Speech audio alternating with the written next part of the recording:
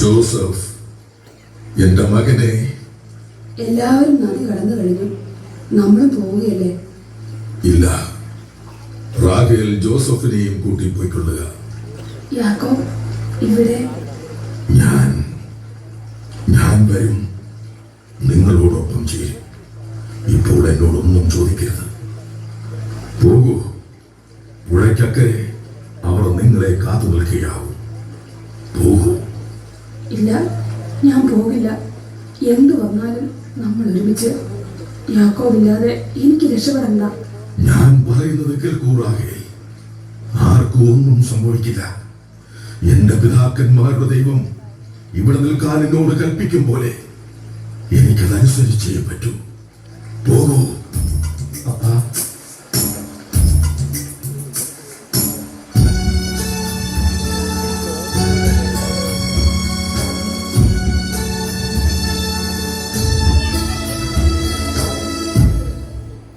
സഹോദരന്റെ കടിഞ്ഞൂൽ പുത്രാവകാശം ചതിയിൽ തട്ടിയെടുത്തവനാ ഞാൻ.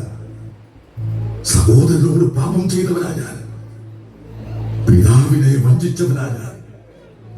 മരിച്ചു മണ്ണടിഞ്ഞ ആയിരക്കണക്കിന് സംവത്സരങ്ങൾ കഴിഞ്ഞാലും യാക്കോബിന്റെ ചരിത്രത്തിൽ ആ സംഭവം ഒരു കറുത്ത അധ്യായമായി നിലനിൽക്കും.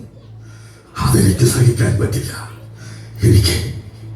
എനിക്ക് ആ പാപത്തിന്റെ കറ കഴുകിക്കളഞ്ഞേ പറ്റൂ. എനിക്ക് പ്രായശ്ചിത്തം ചെയ്തേ പറ്റൂ.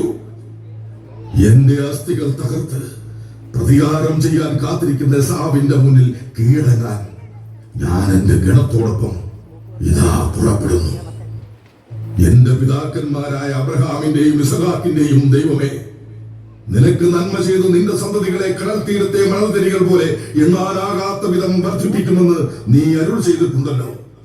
നിന്റെ അരുളപ്പാടുകൾ യാഥാർത്ഥ്യമാകുവാൻ എന്റെ പ്രാർത്ഥന കൊണ്ട് ഞാൻ സ്വായത്തമാക്കിയ ഈ ഗണങ്ങളെ കാത്തു സംരക്ഷിച്ചു കൊള്ളണമേ.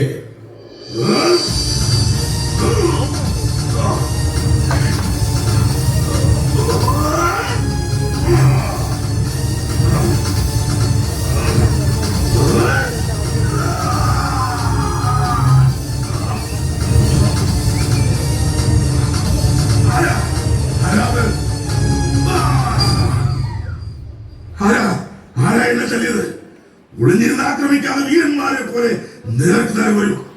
ഇസഹാക്കിന്റെ പുത്രനായ യാക്കോബാണ് ഞാൻ. എന്നോട് എതിർക്കാൻ വന്നവർ ആരായാലും മുന്നിൽ നിന്ന് യുദ്ധം ചെയ്യണം. യാക്കോബ്,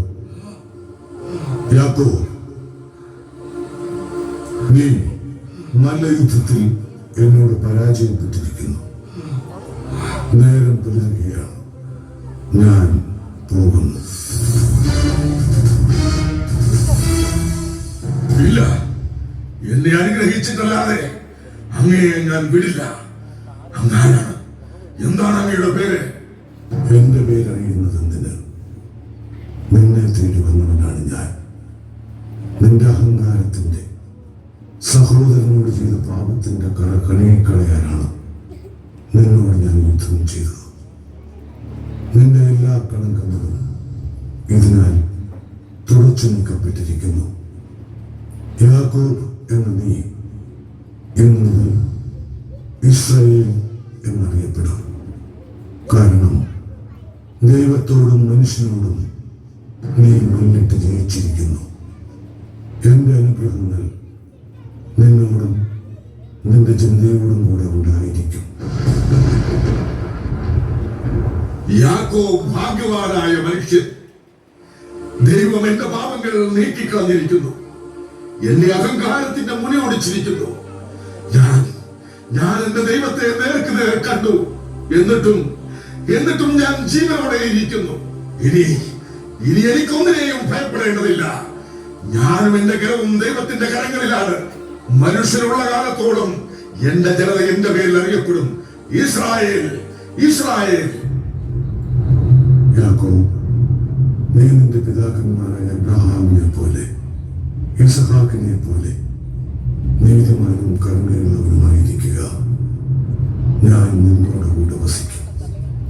നീയും നിന്റെ ചിന്തയും ഭൂമിയിൽ ഇതിഹാസങ്ങൾക്ക് പത്രീഭൂതരാകും.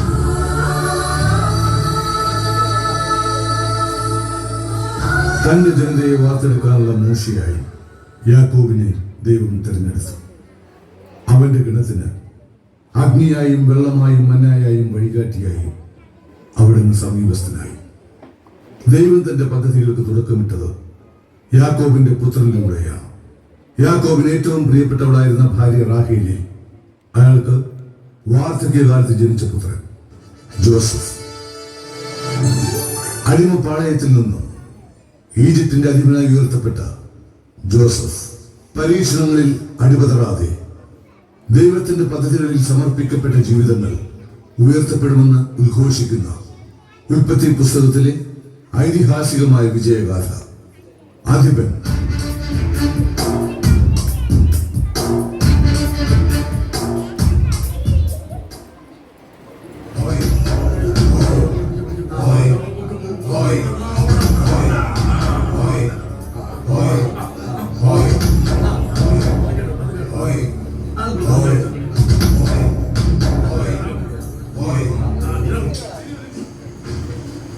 ഒന്ന് വേഗമല്ലേ, അത്ര ചോറുകൾ ഉപയോഗിച്ചത് കറി കൊണ്ട് വരുന്നതിന് ബുദ്ധിമുട്ട് തീർപ്പല്ലോ. പിന്നെ അത് ചുമന്നോട്ട് വരുന്നതായിട്ട് ബുദ്ധിമുട്ട് നോക്കി പേടിപ്പിക്കൊന്നും വേണ്ട. അടിമയായിട്ട് ജീവിക്കുമ്പം അതിന്റെ ഗുണം കാണിക്കണം. ഒരെണ്ണത്തിൽ പണിയെടുക്കാൻ താല്പര്യമില്ല. തക്കം കിട്ടിയ എവിടെ കിടന്ന് ഉറങ്ങണം. മൂക്കുകൊണ്ട് തിന്നച്ച് കിടന്ന് ഉറങ്ങി ശ്രമിക്കാൻ ഇതിന്റെ അമ്മായിപ്പന്റെ വീടല്ല, ഫറവോയുടെ പ്രധാനം പൊത്തിക്കൊണ്ട് വീട. മനസ്സിലാണ്ട വൃത്തികെട്ട അടിമപ്പെട്ടാലുകൾ ആരും ചെയ്താക്കി 10 അടിമകളുണ്ട് ഈ വീട്ടില്. ഒരെണ്ണം രൂപല്ല. എല്ലാത്തിന്റെ പിന്നാലെ എനിക്ക് ഇവിടെ നിൽക്കാൻ പറ്റൂ. ഞാനൊരു ആളല്ലേ ഉള്ളൂ. നിന്റെ പേര് ഫറവോ എന്നാണ്. അല്ല, ഫറവോയുടെ കാവൽപ്പെടുന്നവൻ ബുദ്ധിപരതയാണ്. അല്ലേ, നിന്നെ യജമാനൻ നിലകൊടുത്തു വാങ്ങിയ അടിമയല്ലേ. നിർഭാഗ്യവശാൽ അതെ.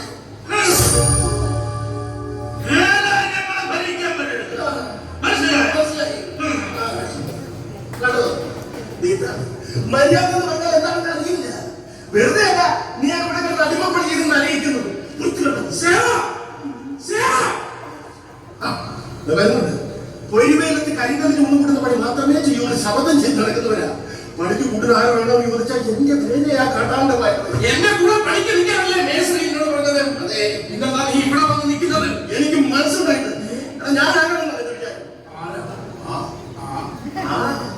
എനിക്കിവിടെ കിടന്ന് ഈ കല്ലും മണ്ണിൽ മൃഗത്തെ പോലെ നിലയിക്കേണ്ട കാര്യമൊന്നുമില്ല. പിന്നെ മേസ്ത്രി അതിലുണ്ട്, തല്ലുകൊണ്ട് ചാവണ്ടല്ലോ എന്ന് വിചാരിച്ച. അല്ലാതെ എനിക്ക് കാര്യമൊന്നുമില്ല.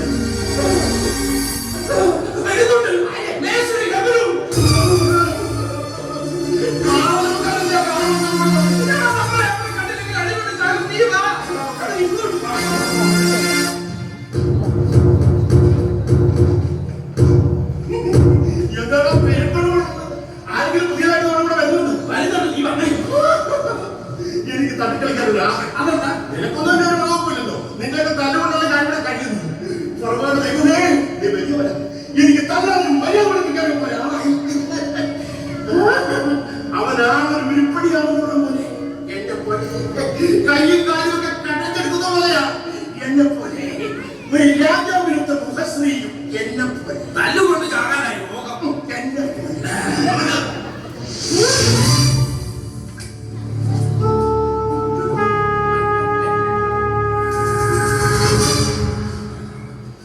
എന്താ മൈക്കിളെ, നിങ്ങൾക്ക് എന്താ കാര്യം? നിങ്ങൾ എന്നെ എന്തൊരു ഏൽപ്പിച്ചു പോയത്?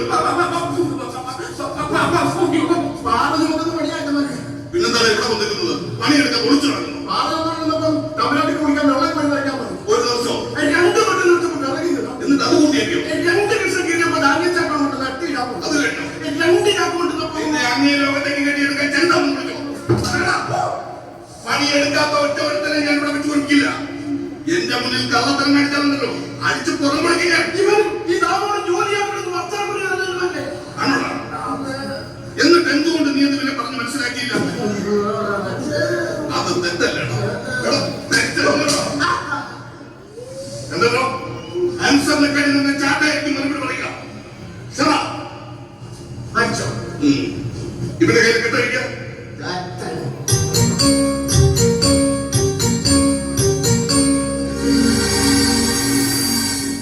ഞാൻ ഹബലും ഫറവോയുടെ കാവൽപ്പട നായകനായ പുത്തിഫയുടെ കാര്യസ്ഥൻ. ഈ ഭവനത്തിൽ അടിമയായി ജോലി തുടങ്ങും മുമ്പ് അറിവിലേക്കായി ചില കാര്യങ്ങൾ പറയുക. ശ്രദ്ധിച്ചു കേൾക്കുക, ഹൃദയത്തിൽ സൂക്ഷിച്ചു വയ്ക്കുക, അതനുസരിച്ച് മാത്രം ജീവിക്കുക. അതിനെതിരായി പ്രവർത്തിച്ചാൽ നിന്റെ ഇവിടുത്തെ ജീവിതം നരകതുല്യമായിരിക്കും. അടിമത്തം നിനക്ക് ആജീവനാക്കാൻ നീണ്ടു നിൽക്കുന്ന ഒരു അവസ്ഥയായിരിക്കും. കാരണം നിന്നെ എന്റെ യജമാനൻ 50 വെള്ളി നാണയങ്ങൾ വില കൊടുത്ത് വാങ്ങിയതാണ്. ഇനിയുള്ള കാലം സദാസമയവും നീ എന്റെ യജമാനു വേണ്ടി ജോലി ചെയ്യാൻ ബാധ്യസ്ഥനാണ്. ഭക്ഷണവും ഉറങ്ങാൻ കിട്ടുന്ന സമയവും എന്റെ യജമാന്റെ ഔദാര്യം മാത്രം. മനസ്സിലായോ? എന്നും പുലർച്ചെ 7:30 വെളുപ്പിന് ഉണരണം. പ്രഭാത കൃത്യങ്ങൾ കഴിഞ്ഞാൽ ഒരു നിമിഷം പോലും പാഴാക്കാതെ ഏൽപ്പിച്ച ജോലികളിലേക്ക് വ്യാപൃതനാകുക. കൂടുതൽ ജോലി കുറച്ച് സമയം കൊണ്ട്. അതാണ് ഇവിടുത്തെ രീതി. ഒരു പ്രധാന കാര്യം, എന്നും ജോലി ആരംഭിക്കുന്നതിന് മുൻപും അവസാനിപ്പിച്ച് ഉറങ്ങാൻ പോകുമ്പോഴും നിങ്ങൾ പ്രാർത്ഥിക്കണം. എന്നും ചൊല്ലേണ്ട പ്രാർത്ഥന പഠിപ്പിക്കാം. ഞാൻ പ്രാർത്ഥിക്കാം. ഏറ്റുവിടുക. ശക്തരിൽ ശക്തനായ രാജാതിരാജനായ ഫറവോയുടെ ദൈവമേ, ഞങ്ങളുടെ കരങ്ങൾക്ക് ശക്തി പകരണമേ. എന്താ വിളിച്ചു പോകുന്നോ? ശബ്ദം കുറച്ച് പറഞ്ഞാൽ മതി. ശക്തരിൽ ശക്തനായ രാജാതിരാജനായ ഫറവോയുടെ ദൈവമേ, ഞങ്ങളുടെ കരങ്ങൾക്ക് ശക്തി പകരണമേ. എന്താണ് ഇങ്ങനെ? ഇത് കൂടുതൽ ശബ്ദം കുറയില്ല. പരിഹസിക്കുന്നോ? ചോദിക്കുന്നത് കേട്ടില്ലേ? ഉറക്കച്ചൊല്ല്. പറഞ്ഞത് കേട്ടില്ലടാ. ഉറക്കച്ചൊല്ല്. ഇല്ല.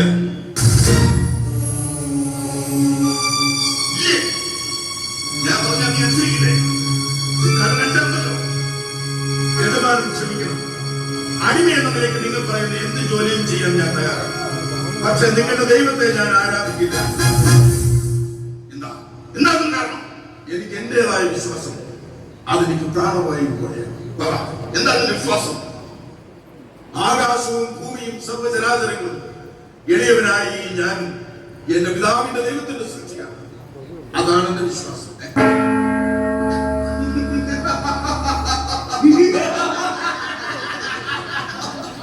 ഞാനും വരും. ഈ വീടിന്റെ നാഥനായ പൊത്തിഫറും ചക്രവർത്തി ഫറവോയും ഈ മഹാരാജവുമെല്ലാം നിന്റെ പിതാവിന്റെ ദൈവത്തിന്റെ സൃഷ്ടിയാണോ? ആണോടാ? അങ്ങനെയാണ് എന്റെ വിശ്വാസം. ആ വിശ്വാസം സത്യവുമാണ്. ഇതേ എത്തിക്കാൻ പറഞ്ഞുണ്ടല്ലോ, നിന്റെ നാവ്യം പിളർന്നു. ഇന്നു മുതൽ ഞാൻ പറയുന്നതാണ് നിന്റെ വിശ്വാസം. ഫറവോയുടെ ദൈവമാണ് നിന്റെ ദൈവം. പറയടാ, ഫറവോയുടെ ദൈവമാണ് എന്റെ ദൈവം എന്ന് പറയാൻ. ഇല്ല, ഞാൻ പറയില്ല. എന്റെ പിതാവിന്റെ ദൈവത്തെ മറ്റൊരു ദൈവത്തെയും ഞാൻ ആരാധിക്കില്ല.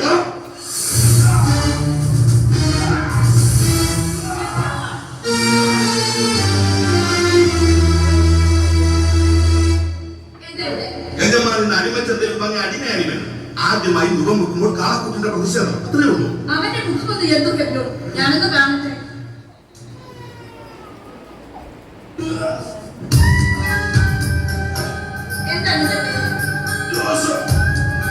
ഇവനൊരു സുന്ദരനായ അടിമയാണല്ലോ. നീതിയാവും, നല്ല ആരോഗ്യമുണ്ട്. ഇവൻ നമ്മുടെ അടിമപ്പെടുത്തിയുടെ മുതൽക്കൂട്ടായിരിക്കും. എന്താ എന്റെ പ്രശ്നം? ഇവൻ ഫറവോയുടെ ദൈവത്തെ ആരാധിക്കാൻ കൂട്ടാക്കുന്നില്ല. ഇവന്റെ വിശ്വാസം ഇവന്റെ പിതാവിന്റെ ദൈവത്തിനാണ് പറയും. അടിമയ്ക്കും ആദരണീയനായ പിതാവ്, ആ പിതാവിന് സ്വന്തമായിട്ടൊരു ദൈവം. ആരാണ് നിന്റെ പിതാവ്? ബർഷാബയിൽ വസിക്കുന്നു ഇസഹാക്കിന്റെ പുത്രൻ യാക്കോബാണ് എന്റെ പിതാവ്. അടിമച്ചന്തയിൽ ലേലം ചെയ്ത് വിൽക്കപ്പെട്ടവനാണ് നീ. ചവിട്ടി നിൽക്കുന്നതുമാണ് ഇനി മുതൽ നിന്റെ ലോകം. അടിമയ്ക്ക് പിതാവില്ല, മാതാവില്ല, സഹോദരന്മാരില്ല, ബന്ധുക്കളില്ല. പണം കൊടുത്ത് നിന്നെ സ്വന്തമാക്കിയ ഞങ്ങൾക്കാണ് നിന്റെ മേൽ അധികാരം. അറിയില്ലേ? നിന്റെ ചിന്തകളും വിശ്വാസങ്ങളും ശാസ്ത്രവിശ്വാസങ്ങൾ പോലെ വിലകൊടുത്ത് വാങ്ങിയതാണ് ഞങ്ങൾ. ഇനി ഞങ്ങൾ പറയുന്നെങ്കിൽ ചിന്തിക്കൂ. ഞങ്ങളുടെ വിശ്വാസങ്ങൾ നിന്റെയും വിശ്വാസങ്ങളായിരിക്കും. അളവിൽ കൂടുതൽ ഒരു ശ്വാസം അകത്തേക്ക് വെച്ചിട്ടാൽ നീ വിവരം അറിയും. എന്തിനിങ്ങനെ പരുഷമായി സംസാരിച്ച് ഇവന്റെ മനസ്സ് വേദനിപ്പിക്കുന്നു? യുവത്വത്തിന്റെ ചോരത്തിറപ്പിൽ എന്തെങ്കിലും ബുദ്ധിമോശങ്ങൾ പറഞ്ഞെന്ന് കരുതി നമ്മൾ ക്ഷമിക്കല്ലേ? തമ്പുരാനെ, ഈ സുന്ദരനായ അടിമ നമ്മൾ പറയുന്നതൊക്കെ അനുസരിക്കും. ഞാൻ പറഞ്ഞാൽ ഇവൻ നമ്മുടെ ദൈവത്തെ വണങ്ങും. മാതു വയ്ക്കുന്നു. ഞാൻ ഇതിന് പാഴ്വരെ എടുക്കണം. ഒറ്റപ്പുര യജമാനൻ പോലും തമ്പുരാട്ടിയുടെ വാക്ക് ധിക്കരിക്കാറുണ്ടോ? ഞാൻ ചൊല്ലി തരുന്നത് നീ ഏറ്റിച്ചു. ശക്തരിൽ ശക്തനായ രാജാതിരാജനായ ഫറവോയുടെ ദൈവമേ, ഞങ്ങളുടെ കരങ്ങൾക്ക് ശക്തി പകരണമേ.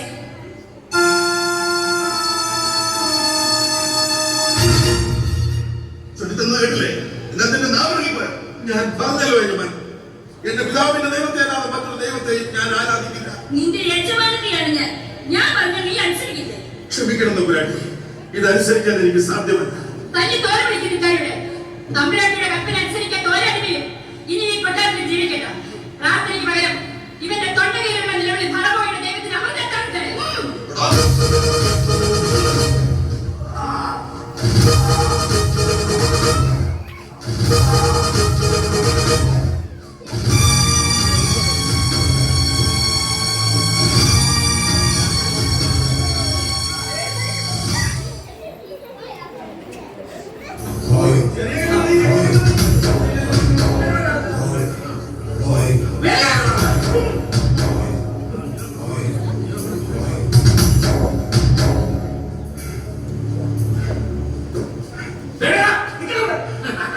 എന്താണ് നിന്റെ കയ്യിൽ?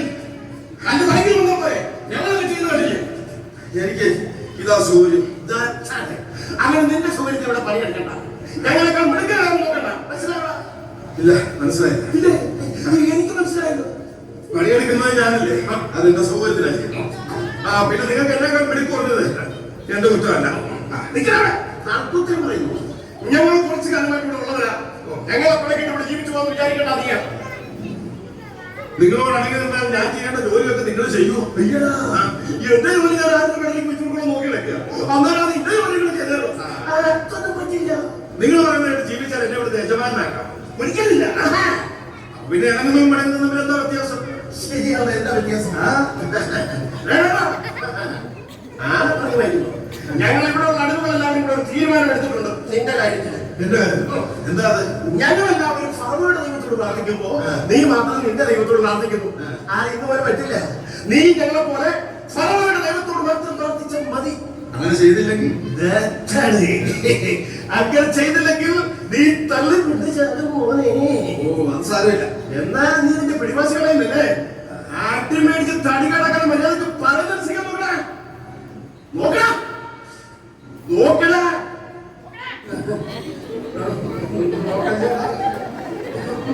നോക്കല്ലേടാ, ദൈവം നോക്കണോ? നീ ഈജിപ്തുകാരനാണ്. അല്ല, അരി മേടിച്ച് നീ നിന്റെ വിശ്വാസം ഉപേക്ഷിച്ചു അല്ലേ? ഈ ചാട്ടവാൻ അടികൊള്ളുന്നത് എനിക്ക് ഒട്ടും ഇഷ്ടമല്ല. അവസരത്തോട്ട് വിശ്വാസം മാറ്റി പറയുന്നത് സ്വന്തം പിതാവിനെ തള്ളി പറയുന്നതിനേക്കാൾ നീചമാണ്. താല്ലുകൊണ്ടാലും കൊല്ലുമെന്ന് പറഞ്ഞാലും ഞാനത് മാറ്റി പറയില്ല. എന്റെ തന്തയ്ക്ക് പറഞ്ഞിട്ടാണോ അവനെ? അങ്ങനെയായ മടിയില്ല.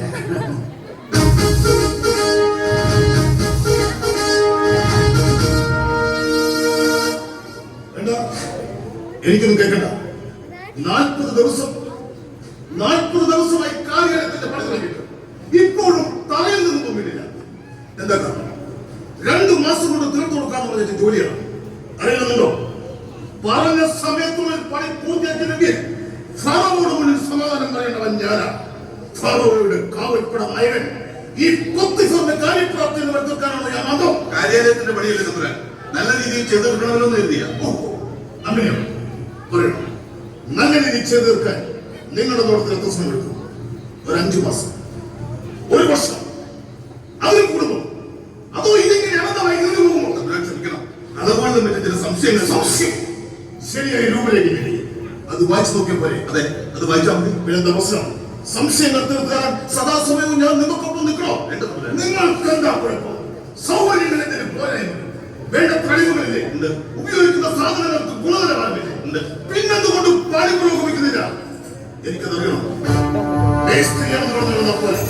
തരുന്ന രൂപരേഖ അനുസരിച്ച് എത്രയും വേഗത്തിൽ പണി പൂർത്തിയാക്കുന്നത് തെളിയിക്കണം. ഈജിപ്തിലെ ഏറ്റവും പ്രഗത്ഭനായ ശില്പികൾ തയ്യാറാക്കിയിട്ടുള്ള രൂപരേഖ ഇതിന്റെ പരിപൂർത്തിയാകുമ്പോൾ ഈ രാജ്യത്തെ ഏറ്റവും മനോഹരമായ കാര്യാലയം എന്നറിയപ്പെടാൻ പോകുന്ന കെട്ടിടം. എല്ലാവരും ഇതിന്റെ പുരോഗമനത്തെ കാത്തുനിൽക്കുകയാണ്. കുറഞ്ഞ സമയത്തിനുള്ളിൽ പണി പൂർത്തിയാക്കിയില്ലെങ്കിൽ പൊത്തിഫറിന്റെ വാളായിരിക്കുന്നവർ സംസാരിക്കുക. എന്താണ് നിങ്ങളുടെ സംശയം? എവിടെ രൂപരേഖ എടുക്കണം? മുൻഭാഗത്തെ എടുപ്പുകൾക്ക് പിന്നിലൂടെയുള്ള ഇടനാഴി. എന്ത് പെട്ടെന്നാണ് നിങ്ങൾ പറയുന്നത്? എടുപ്പുകളുടെ പിന്നിലൂടെ എന്ത് ഇടനാഴി? നോക്ക്, അത് മുന്നിലാണ്. അതെ, എനിക്ക് തെറ്റുപറ്റതാ. ഇടനാഴിയിലെ ഭാഗത്തായി 12 തൂണുകളും 5 കമാനങ്ങളും. നിങ്ങൾ എന്റെ ക്ഷമയെ പരീക്ഷിക്കണം. 12 തൂണുകൾ, 6 കമാനങ്ങൾ. രൂപരേഖ പഠിക്കാതെയാണോ നിങ്ങളുടെ നിർമ്മാണം ആരംഭിച്ചത്? ചില സംശയങ്ങൾ. നിർത്ത്. സംശയം സംശയം സംശയം. എന്താണ് നിങ്ങളുടെ സംശയം തീരുക? സത്യം പറയണം. നിങ്ങൾക്ക് ഈ രൂപരേഖ മനസ്സിലാക്കണ്ടോ? അത് പറയണം. നിങ്ങൾക്കിത് വായിക്കാൻ അറിയുമോ? അതിനാ ക്ഷമിക്കണം, രൂപരേഖ വായിക്കാൻ എനിക്കറിയില്ല. നിർമ്മാണം വൈകുന്നതിന്റെ കാരണം അതാണ്. അറിയാൻ വയ്യാത്ത കാര്യങ്ങൾ എന്തിനേക്കെടുത്തു? ഈ മേസ്ത്രി സന്ദർശിക്കണമെന്നില്ലയോ? ഇനി ഈ കാര്യം പറഞ്ഞുകൊണ്ട് ഫറവോട് മുന്നിൽ പോകാൻ എനിക്ക് പറ്റില്ല. നിങ്ങളെ വിശ്വസിച്ച ഏറ്റെടുത്ത് എനിക്ക് അപമാനിച്ചുകൊണ്ടല്ലോ. സത്യത്തിൽ പോലും ഞാൻ അങ്ങനെ എഴുതിയിട്ടില്ലെന്ന് പറയാം. അങ്ങേ ഭയന്നാണ് ഞാൻ സത്യം മറച്ചു വെച്ചത്. ശബ്ദിച്ചു. ഇത് മറച്ചു വെച്ചതുകൊണ്ട് കൊട്ടാരത്തിനോട് മുന്നിൽ പരിഹാസമാകാൻ പോകുന്ന ഞാനാണ്. അടിയന്റെ ജീവനോടത്തോളം കാലം അതിനിടമല്ല. രൂപരേഖ വിവരിക്കാൻ ഒരാളെ കിട്ടിയാൽ എനിക്ക് പറഞ്ഞ സമയത്ത് ജോലി പൂർത്തിയാക്കാം. എത്ര നിസ്സാരമായിട്ടാണ് പറഞ്ഞത്? ഇനി ഇത് നാളെ ഞാൻ പോണോ? നിങ്ങളുടെ സൗഹൃദത്തിൽ നിന്ന് വിശദീകരിച്ചതിന് ആര് വരുമെന്ന് നിങ്ങൾ പ്രതീക്ഷിക്കുന്നത്? രൂപരേഖ വായിക്കാനും വിശദീകരിക്കാനും കഴിവുള്ള ആരെങ്കിലും നിങ്ങളുടെ കയ്യിൽ ജോലിക്ക് തയ്യാറാണോ? ഞാൻ തയ്യാറാണ്.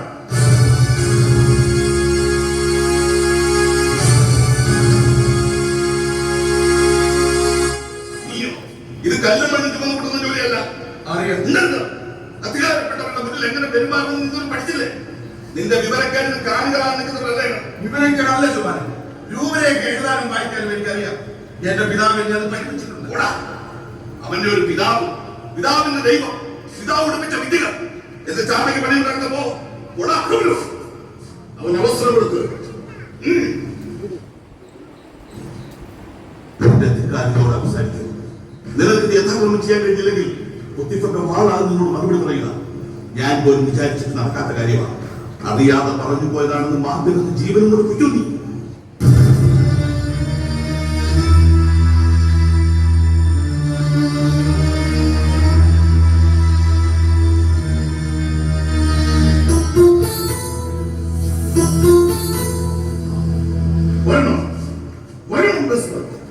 ആഗമനം ഉചിതമായ സമയത്ത് കാര്യത്തിന്റെ നിർമ്മാണം വൈകുന്നത് ചോദിച്ചിട്ട് ഇപ്പോഴാണ് കാരണം കണ്ടെത്തിയത്. രൂപരേഖ വായിക്കാൻ പോലും അറിയാത്ത ഒരു മേസ്ത്രിയാണ് നമ്മൾ ആ ജോലി പുസ്തകങ്ങൾ കാത്തിരുന്നത്. പക്ഷേ ഇവൻ ഈ അടിമക്കതിന് കഴിയുമെന്ന് ഇവൻ അവകാശപ്പെടുന്നു. എന്താ പരീക്ഷ നോക്കി? തീർച്ചയായും കഴിവുകൾ അംഗീകരിച്ച പാരമ്പര്യമല്ലേ നമുക്കുള്ളത്. കെട്ടിടത്തിന്റെ വിസ്തീർണം 12,000 ചതുരശ്ര മുഴങ്ങൾ, ചുറ്റളവ് 4,800 മുഴം, രൂപരേഖ വിശദമാകുന്നു. 1000 മുഴങ്ങൾ വീതമുള്ള 12 എടുപ്പുകളാണ് ഈ കെട്ടിടം. എടുപ്പുകൾക്ക് പിന്നിലും വശങ്ങളിലുമായി 12 മുഴം വീതിയുള്ള ഇടനാഴികൾ. മുന്നിൽ 12 തൂണുകൾ, 6 കമാനങ്ങൾ, 4 മതി. നിനക്കതറിയാം. പറഞ്ഞതെല്ലാം കൃത്യം. ഞാൻ ഉപദേശിക്കാൻ ഇന്നു മുതൽ നീ കല്ലും മണ്ണും ചുമക്കണ്ട. നിർമ്മാണ മേൽനോട്ടത്തിൽ ഈ മൊങ്കൻ ഷാബിയുടെ സഹായിക്കാൻ സംശയങ്ങൾ തീർത്തേറാൻ ഒരാളായിരുന്നു. ഇതിന് എത്രയും പെട്ടെന്ന് ജോലി അധ്വാനിക്കാൻ. പൊത്തിഫർ, ജോസഫ് ഹെബ്ലൂണിനെ മാത്രം സഹായിച്ചാൽ മതിയോ? പിന്നെ ബാക്കി സമയം കണക്കുകളും രേഖകളും സൂക്ഷിക്കാൻ എന്നെ സഹായിക്കട്ടെ. വിരോധമുണ്ടോ? അതിന് എനിക്ക് അനുവാദം എന്തിനു പ്രിയേ? ഉചിതം കോടതിയാ. എന്റെ ഭാര്യയുടെ കൽപ്പനകൾ അനുസരിക്കുക. ഇന്നു മുതൽ നിന്റെ യജമാനത്തി ഇവര്.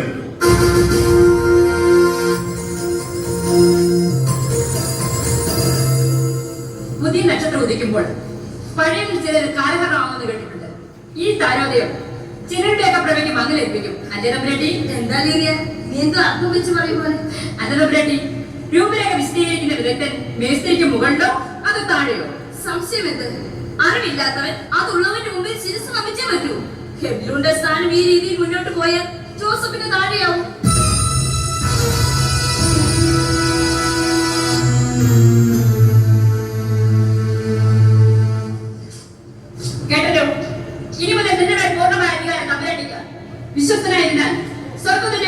ജീവിതം നിനക്കിവിടെ സ്വന്തമാകും.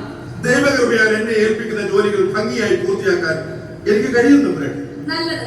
ഇന്നു മുതൽ ഈ ചെളിമഴുണ്ട വസ്ത്രങ്ങൾ നിനക്ക് വേണ്ട. നല്ല വസ്ത്രങ്ങൾ, മേൽക്കുപ്പായം അടക്കം നിനക്ക് നൽകാൻ വസ്ത്ര സൂക്ഷിപ്പുകാരനോട് ഞാൻ കൽപ്പിച്ചായി പറയുക. പോയിക്കോളൂ.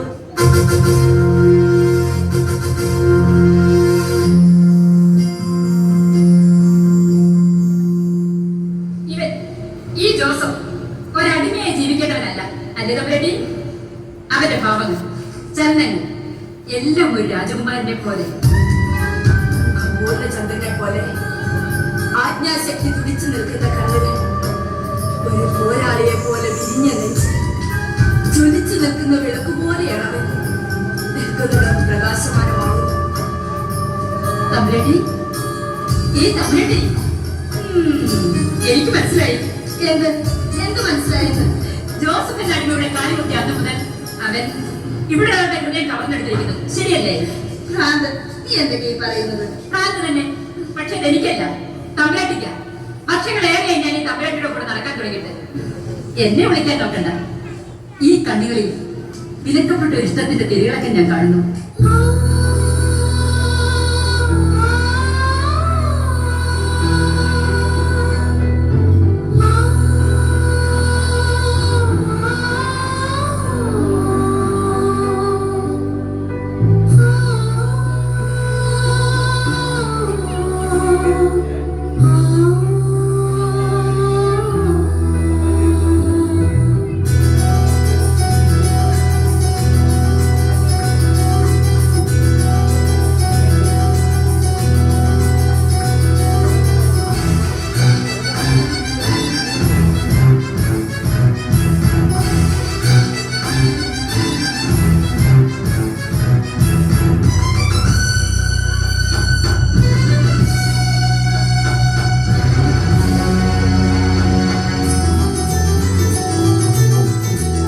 വിശ്വസ്തനും വിവേകിയുമായ പുത്രനാണ് നീ. നിന്റെ പിതാവിന്റെ ദൈവത്തിന്റെ കൃപയാൽ നീ എന്റെ പ്രവൃത്തി ചെയ്യുന്നതെല്ലാം മംഗളമായി ഭവിക്കുന്നു. അതുകൊണ്ട് എനിക്കുള്ള എല്ലാറ്റിന്റെയും മേൽനോട്ടം ഞാൻ നിന്നെ ഏൽപ്പിക്കുന്നു. എന്റെ അവസാന ശ്വാസം വരെ ഞാൻ അങ്ങയുടെ വിശ്വസ്തനായി.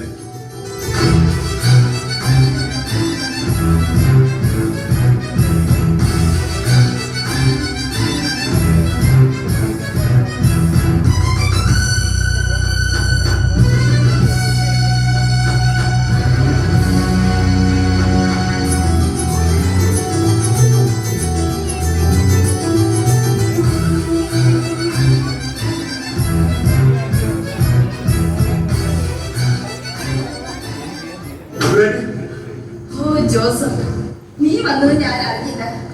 ഓരോ മനോരാജ്യങ്ങൾ മുഴുകി നിന്നുപോയി. നീ അറിയുന്നുണ്ടോ, എന്റെ മനോരാജ്യങ്ങൾ നിന്നെ ഓർത്തിട്ട. എന്റെ വിവാഹസ്വപ്നങ്ങളിലെ നായകൻ ജോസഫാണ്. അവിടുന്ന് ഒരു ഭാര്യയാണെന്ന കാര്യം മറന്നുപോയി. മറന്നിട്ടല്ല, എന്റെ ബോധങ്ങൾക്ക് മേലെ, എന്റെ വികാരങ്ങൾക്ക് മേലെ പതഞ്ഞൊഴുകുന്ന നരുനദി പോലെയാണ് നീ. എന്നിട്ടും ഈ വിധം നീ എന്നെ അവഗണിക്കുന്ന എന്ത്? സ്ത്രീയുടെ മോഹത്തിന് പിന്തിഞ്ഞു നിൽക്കുന്നത് പാപമാണെന്ന് അറിയില്ല നിനക്ക്. അവിടുത്തെ സ്വപ്നങ്ങൾക്കും സൗന്ദര്യത്തിനും ഒക്കെ അർഹതപ്പെട്ടവരാണെന്ന് അവിടുത്തെ ഭർത്താവ്. അദ്ദേഹം ഈ വീടിന്റെ സർവസ്വവും എന്നെ ഏൽപ്പിച്ചിരിക്കുകയാണ്. ഞാൻ എങ്ങനെയാണ് നീചമായി ദൈവത്തിന് പാപം ചെയ്യുക? അതൊക്കെ നിന്റെ തെറ്റിദ്ധാരണകളാണ് ജോസഫ്. പൊത്തിഫറിന് എന്നെ കൂടാതെ എത്രയോ ഭാര്യമാരുണ്ട്. ഇതൊരു നല്ല അവസരമാണ്. പൊത്തിഫർ ഫറവോട് കൂടെ നായാട്ടിന് പോയിരിക്കുന്നു. വൃത്യന്മാരെല്ലാം കാര്യാലയത്തിന്റെ ജോലികളിൽ മുഴുകിയിരിക്കുന്നു. ഈ ഒരു പകൽ നമുക്കിവിടെ സ്വർഗം തീർക്കാം ജോസഫ്. ക്ഷമിക്കണം, ദൈവത്തിനും എന്റെ യജമാനെതിരെ പാപം ചെയ്യാൻ എനിക്കാവില്ല.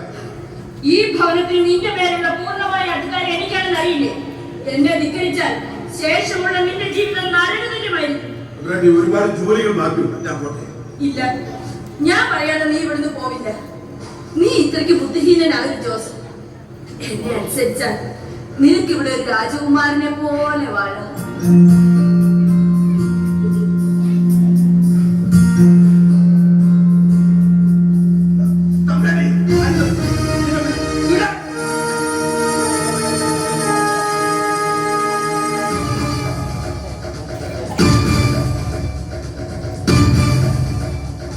ഇത്രയ്ക്ക് ധിക്കാരമോ നിനക്ക്? എന്റെ മോഹം നിർത്തിയും ചവിട്ടി അരയ്ക്കാനുള്ള ധൈര്യമോ? എനിക്ക് വഴങ്ങാത്ത നീ ഇനി ഈ ഭവനത്തിൽ വാഴില്ല, വാഴിക്കില്ല ഞാൻ.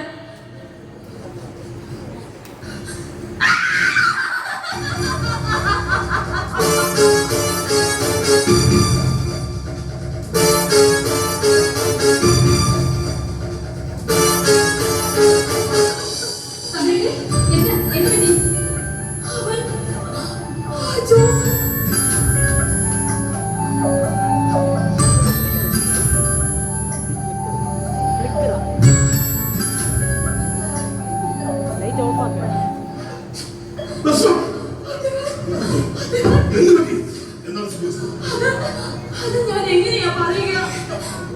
ഒരു ഭർത്താവ് ഭാര്യയുടെ നാവിൽ നിന്ന് കേൾക്കാൻ ആഗ്രഹിക്കുന്ന വാക്കുകളാണത്. അത് പറയാൻ എനിക്ക് ശക്തിയില്ല ബുദ്ധിമ. എനിക്കതിന്റെ സത്യം പറഞ്ഞേ പറ്റൂ.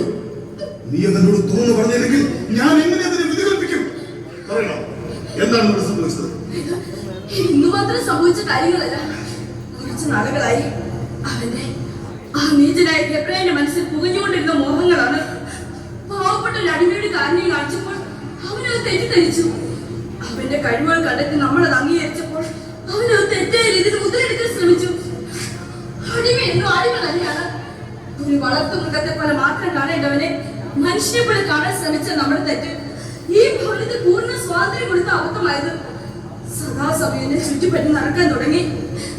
സഹായിക്കും പോലെ അടുത്തുകൂടി കണ്ണുകൾ കൊണ്ട് എന്നെ പാലം ചെയ്യുകയായിരുന്നു ആ ഹെബ്രായൻ.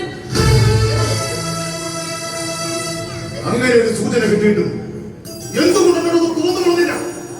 അന്നത് ചെയ്തില്ലെങ്കിൽ ഇന്നിവിടെ എല്ലാം ഉണ്ടാകുന്നത്.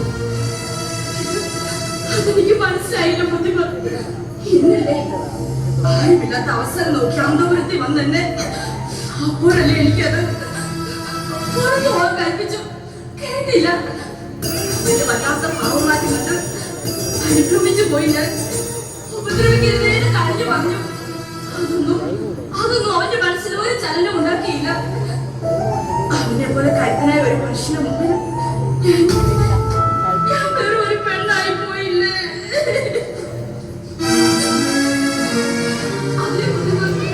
അത്രയ്ക്ക് നിക്കണമാവോ? യജമാനന്റെ ഭാര്യയെ ബലാത്കാരം ചെയ്യാൻ ശ്രമിച്ച ആ അടിമ എന്ത് ചെയ്യണം? പൊത്തിക്കൊണ്ട ഭാര്യയെ അപമാനിക്കാൻ ശ്രമിച്ച ആ ധിക്കാരിയെ എന്ത് ചെയ്യണം? ന്യായമായ വിധിവസ്തുത്തിൽ പ്രതീക്ഷിക്കാം. എനിക്ക് അവന് പറയാനുള്ളതും കൂടി കേട്ടേ പറ്റൂ.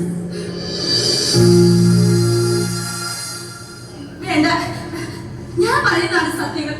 പിന്നെ എന്തിനാ അവന്റെ ന്യായങ്ങൾക്ക് കാത്തു കൊടുക്കണം?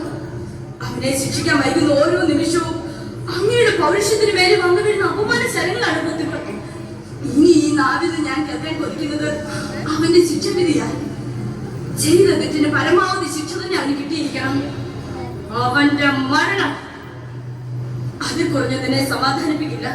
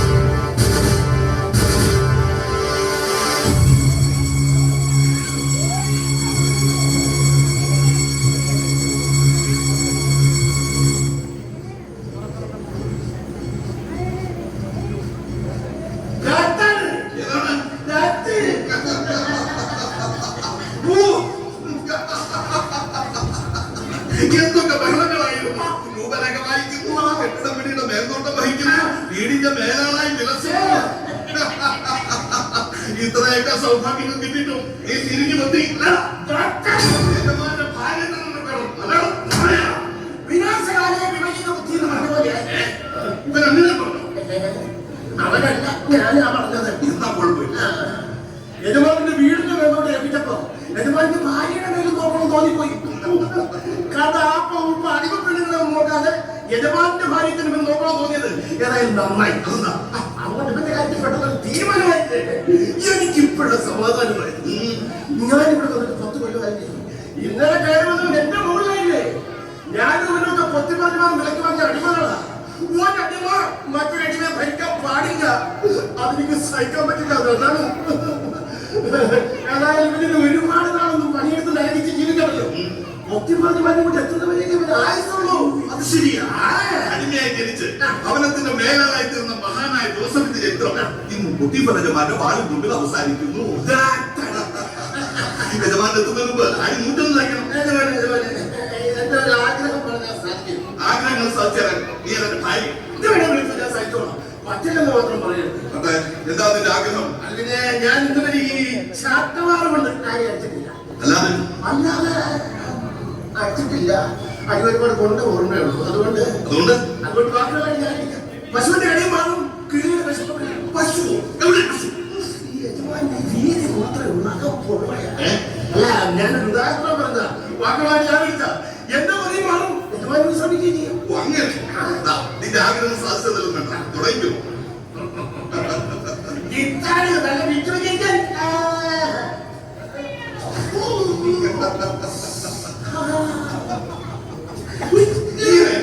ഇത് നിനക്ക് നല്ല വശമില്ല.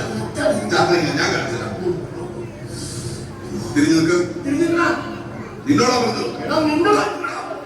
ഇതുകൊണ്ട് രണ്ടടി കൊള്ളുമ്പോ അതിന്റെ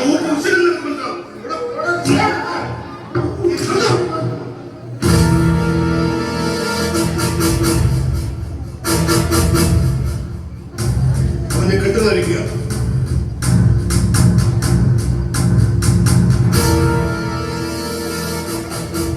എല്ലാവരും പുറത്തു പോകുക.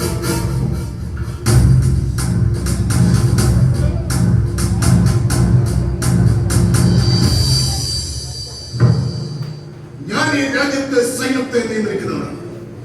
എന്റെ ഭാര്യയെ കൈയേറ്റം ചെയ്യാൻ ധൈര്യം കാണിച്ചടിമയെ ഞാൻ എന്ത് വേണം? നീ വിവരവും വിവേകമുള്ള അടിമയാണ്. പറയണം. ആരോപിക്കപ്പെടുന്ന കുറ്റം സത്യമാണെന്ന് തെളിഞ്ഞാൽ അവൻ വധിക്കപ്പെടുന്നു. നീ ഒരു ചോദ്യം. നിന്റെ വിധിവാചകം നീ തന്നെ വായിച്ചു. നിന്നെ വധിക്കാൻ തീരുമാനിക്കുകയാണ് ഞാൻ. എന്തെങ്കിലും പറയാനുണ്ട് അവസാനമായിട്ട്? കഴിവിലേക്ക് മുമ്പ് മാപ്പ് തന്നവ എന്ന് പറഞ്ഞ് കരയുന്നു. ഇല്ല, കാരണം എന്റെ പേര് ആരോപിച്ചിരിക്കുന്ന കുറ്റം സത്യമല്ല. മരിക്കാൻ എനിക്ക് ഭയമില്ല. പക്ഷെ നിരപരാധിയായ എന്റെ രക്തത്തിന് സർവശക്തനായ ദൈവത്തിന്റെ മുന്നിൽ അങ്ങ് സമാധാനം പറയുന്നു. വാചകം കസത്തുകൊണ്ട് എന്നോടും എന്റെ ഭാര്യയോട് ചെയ്ത തെറ്റിനെ ന്യായീകരിക്കാൻ ശ്രമിക്കണ്ട. ഒരു പെണ്ണും ഇങ്ങനെ ഒരു കെട്ടുകഥ ചമച്ചുണ്ടാക്കില്ല. മോഹഭംഗം സംഭവിച്ച സ്ത്രീ മുറിവേറ്റ സർപ്പത്തെ പോലെയാണ്. പക തീർക്കാൻ അവൾ എന്തും ചെയ്യും. എന്റെ ഭാര്യ നിന്നെ മോഹിച്ചു. കള്ളം, പച്ചക്കള്ളം, രക്ഷപ്പെടാൻ നീ പറയുന്ന കള്ളമാണത്. എന്റെ ഭാര്യയുടെ ചാരിത്രത്തിന് മേൽ കുറ്റം ചുമത്തി ന്യായസ്ഥാനം ശ്രമിക്കണ്ട. നിനക്കതിന് കഴിയില്ല ജോസഫ്. കാരണം എനിക്ക് അവളെ അത്രയ്ക്ക് വിശ്വാസമാണ്. മറ്റെന്തെങ്കിലും പറയാനുണ്ടോ നിനക്ക്? അപ്രിയകരമായ സത്യം പറയാതിരിക്കുന്നതാണ് ഉചിതമെന്ന് ഞാൻ പഠിച്ചിട്ടുണ്ട്. അങ്ങേക്ക് അങ്ങയുടെ ഭാര്യ പേരുള്ള വിശ്വാസം ഒരു വിഡിത്തമാണെന്ന് ഞാൻ പറഞ്ഞാൽ അങ്ങേക്കത് ഇഷ്ടമാവില്ല. ഇനി ഒരു വാക്കൊഴിയാൽ ഈ നാവ് ഞാൻ നോക്കും. ഈ ജീവൻ തന്നെ അങ്ങയുടെ നിയന്ത്രണത്തിലാണല്ലോ.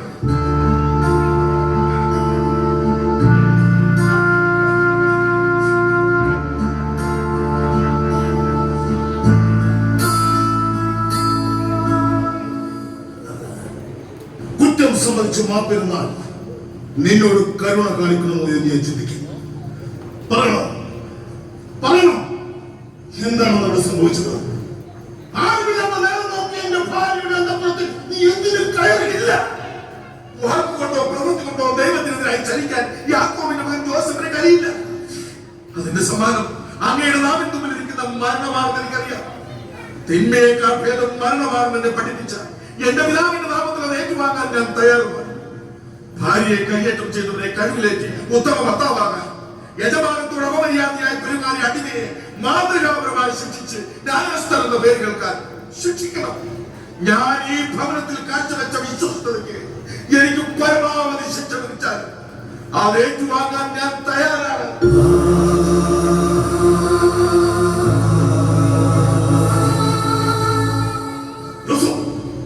നിന്റെ സംസാരം അതിൽ കിടക്കുന്നു. ന്യായാധിപനെ കുലയ്ക്കുന്ന ജ്ഞാനിയെ പോലെയല്ല. എന്തിനും വിധേയനാണ് നീ ഒരു അടിമയാണ്. വാക്കിലും പ്രവൃത്തിയിലും അത് മറന്നു പോകുന്നു. അതിനെ പോലെ സംസാരിക്കാൻ പ്രവർത്തിക്കാനും എനിക്ക് കഴിയാത്തത് എന്റെ കുറ്റമല്ല. എന്റെ പ്രാണന്റെ തുടുപ്പുകളിൽ, പല വിശ്വാസങ്ങളിൽ, ചലനങ്ങളിൽ, ചിന്തയിൽ, ബുദ്ധിയിൽ, പ്രവൃത്തിയിൽ എന്റെ പിതാവിന്റെ ദൈവമാണ് എന്നെ നയിക്കുന്നത്. ഞാൻ വെറും ഒരു ഉപകരണം മാത്രം. ദൈവത്തിനെതിരെ അടിവച്ച വിശ്വാസമുള്ള നിനക്ക് കള്ളം പറയാനാവില്ലെന്ന് എന്റെ അനുഭവം എന്നെ പഠിപ്പിച്ചു. പക്ഷേ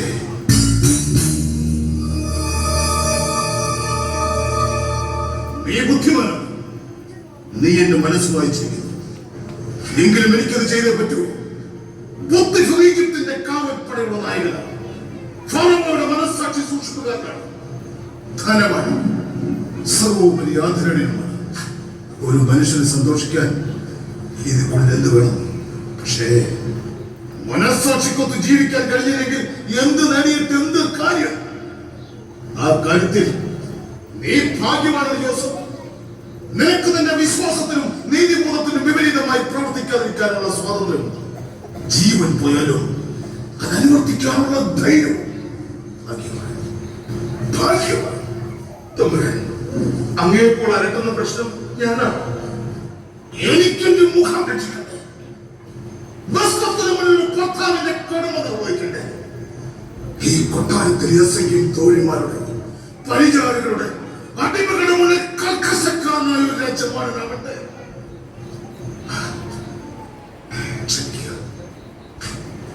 ഇതെന്റെ പരാജയമാണ്. ഞാൻ സമ്മതിക്കുന്നു. ഇതല്ലാതെ മറ്റു വഴികളുടെ മുന്നിലില്ല.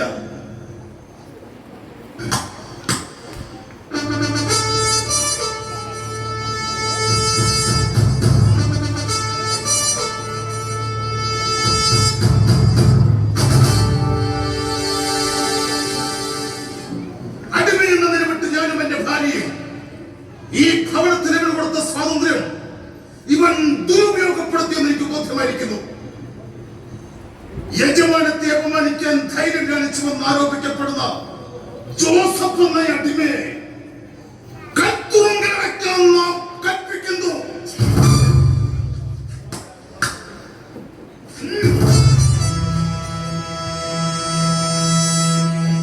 ഇത് ചകയായി പോയി പോത്തിഫർ.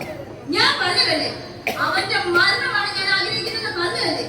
ആ നീചനായ അടിമയോട് കാണിച്ച കാര്യം എന്റെ നേർക്കുള്ള അവഗണനയാണ്. ഞാൻ ഈജിപ്തിന്റെ കാവൽപ്പടയുള്ള നായകനാണ്.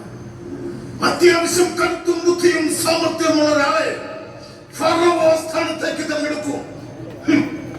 ഒരാളിന്റെ കണ്ണിലെ ചലനങ്ങൾ കൊണ്ട് പറയുന്നത് സത്യമാണോ എന്ന് എനിക്ക് തിരിച്ചറിയാൻ കഴിയും. ഈജിപ്തിന്റെ കാവൽപ്പട നായകൻ പൊത്തിഫറിന്റെ ഭാര്യ ചാപല്യം കൂടെ പുറപ്പാക്കിയ വെറും ഒരു പെണ്ണായി മാറിയതിൽ എനിക്ക് ഖേദമുണ്ട്.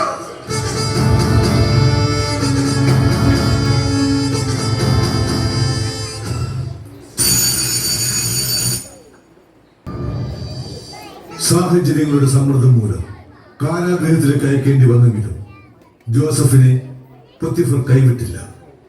അദ്ദേഹം അവനെ കാരാഗൃഹത്തിന്റെ മേലാളാക്കി. അവിടെയും ദൈവപരിപാലനയിൽ ജോസഫ് ചെയ്യുന്നതെല്ലാം നന്മയായി ഭവിച്ചു. വർഷങ്ങൾ കടന്നുപോയി.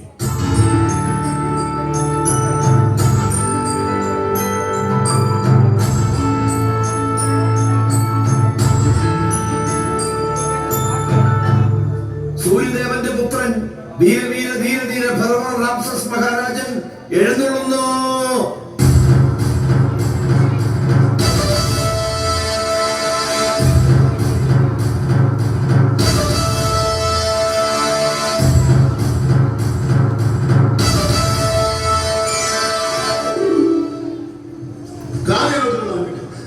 ആദ്യം കൃഷിക്കാരുമാണ്. കൃഷിക്കാരുടെ ശ്രീമാൻ ജസ്കത്തിന് സംസാരിക്കാം. കാലങ്ങളായി ഈജിപ്ത് മഹാരാജ്യത്തെ കൃഷിയെ പ്രതികൂലമായി ബാധിക്കുന്ന പ്രശ്നത്തിന് എത്രയും വേഗം ഒരു പരിഹാരം കാണേണ്ടിയിരിക്കുന്നു. ഈജിപ്തിന്റെ അതിവേഗമായ നൈൽ നദീകരണം ഫലഭൂഷ്ടമാണെങ്കിലും മറ്റു പ്രദേശങ്ങളിലേക്ക് മഴ ലഭിക്കാത്തത് മൂലം കൃഷി അപ്രാപ്യമായ ഒരു കാര്യമാണ്. ലിബിയൻ മരുഭൂമികൾക്ക് വീശുന്ന ഉഷ്ണക്കാറ്റും കടൽക്കാറ്റും കൃഷിഭൂമിയെ നാം ഇന്ന് വല്ലാതെ അസ്വസ്ഥരാണ്. ഇതൊന്നും നമ്മുടെ തലയിൽ കയറുമെന്ന് തോന്നുന്നില്ല. അശുഭങ്ങളായ ചിന്തകളാൽ നമ്മുടെ മനസ്സാകെ കലുഷിതമായിരിക്കുന്നു. പറയൂ, എന്താണ് അങ്ങയുടെ മനസ്സിനെ അസ്വസ്ഥമാക്കുന്നത്? അങ്ങയുടെ പ്രേയസിയായിരിക്കാൻ ആജ്ഞാനുവർത്തികളായ രാജസേവരും ഈജിപ്ത് രാജ്യത്തെ മുഴുവൻ ജനങ്ങളും അങ്ങയുടെ മത്സവത്തിന് വേണ്ടി പ്രാർത്ഥിക്കുന്നവരാണ്. നമുക്ക് നേരെ എന്ത് ഗ്രന്ഥത്തുള്ള ഭീഷണിയും ശത്രുരാജ്യങ്ങൾ പോലും ദുർബലമായിരിക്കുന്ന സമയത്ത് അങ്ങനെ രാശിക്ക് വഴിയിടുന്നതാണ് എന്റെ പക്ഷം. അതൊന്നുമല്ല പൊത്തിഫർ. കേട്ടാൽ നിസ്സാരമെന്ന് തോന്നും. പക്ഷേ വല്ലാത്ത ദുസൂചനകളാൽ നമ്മുടെ മനസ്സാകെ കലങ്ങിപ്പോയിരിക്കുന്നു. അതിന്റെ കാരണം എന്താണെന്ന് പറയണം പ്രഭു. അങ്ങയുടെ ഈ അസ്വസ്ഥമായ ഭാവം ഞങ്ങളിൽ വല്ലാത്ത ഭയമുളവാക്കുന്നു.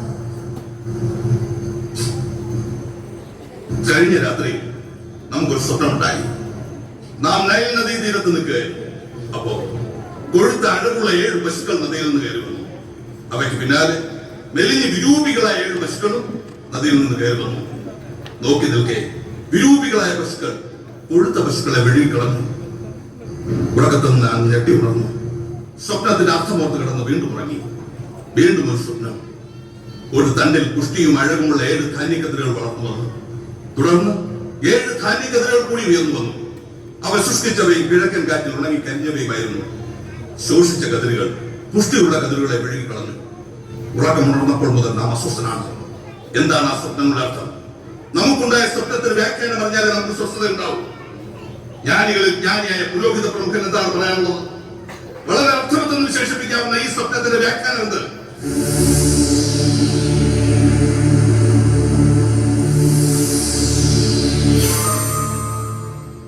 കൊഴുത്ത 7 പശുക്കൾ, സുന്ദരികളായ 7 കന്യകമാരാണ്. അവരുടെ ഭാര്യമാരാകാൻ കുതിച്ച് നൈൽ നദി കടന്നു വന്നവയും സ്വപ്നം സൂചിപ്പിക്കുന്നത് ഇതൊക്കെയാണ്. അസംബന്ധം. എങ്കിൽ പിന്നാലെ വരുന്ന 7 വിരൂപികളെ നാം ഭാര്യമാരായി സ്വീകരിക്കണോ? ഏത്?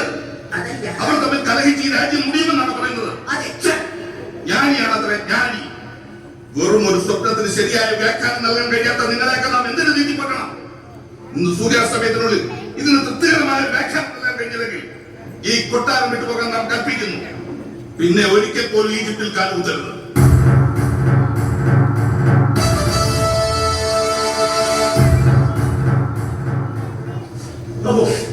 അങ്ങയുടെ പാദപാത്രമാണ് അവരുടെ പ്രവർത്തിക്കുന്നത്. വിട്ടിത്തം വിളമ്പാനാണ് ഭാവമെങ്കിൽ നമ്മുടെ വാളാകും നിന്നോട് മറുപടി പറയുക. പ്രഭു, ഞാൻ ശിക്ഷിക്കപ്പെട്ട് തടവറയിൽ കഴിഞ്ഞ ഒരു ദിവസം ഒരു സ്വപ്നം, ഒരു വല്ലാത്ത സ്വപ്നം കണ്ട് ഞാൻ ഞെട്ടിയുള്ളത്. അതിന്റെ വ്യാഖ്യാനം അറിയാൻ തടവറയിൽ കഴിയുന്ന ആദരണീയനായിരുന്ന ജോസഫിനെ ഞാൻ സമീപിച്ചു. എന്തായിരുന്നു നീ കണ്ട സ്വപ്നം? ഞാനൊരു മുന്തിരി വഴി സ്വപ്നം. അതിൽ 3 ശാഖകൾ ഉണ്ടായിരുന്നു. അത് മുട്ടിട്ട് പുഷ്പിച്ചവർക്ക് അതിൽ മുന്തിരിപ്പഴങ്ങൾ പാകമായി. അങ്ങയുടെ ഈ പാനപാത്രം എന്റെ കയ്യിലുണ്ടായിരുന്നു. ഞാൻ മുന്തിരിപ്പഴങ്ങൾ പറിച്ചു പിടിഞ്ഞ് ഈ പാനപാത്രത്തിൽ ഒഴിച്ച് അങ്ങേക്ക് തന്നു. എന്തായിരുന്നു അടിമയുടെ വ്യാഖ്യാനം? 3 ശാഖകൾ 3 ദിവസങ്ങളാണ്. 3 ദിവസത്തിനുള്ളിൽ ഫറവോ നിന്നെ നിന്റെ ഉദ്യോഗത്തിൽ വീണ്ടും നിയമിക്കും. മുമ്പെന്ന പോലെ നീ പാനപാത്രം ഫറവോയുടെ കയ്യിൽ വച്ചു.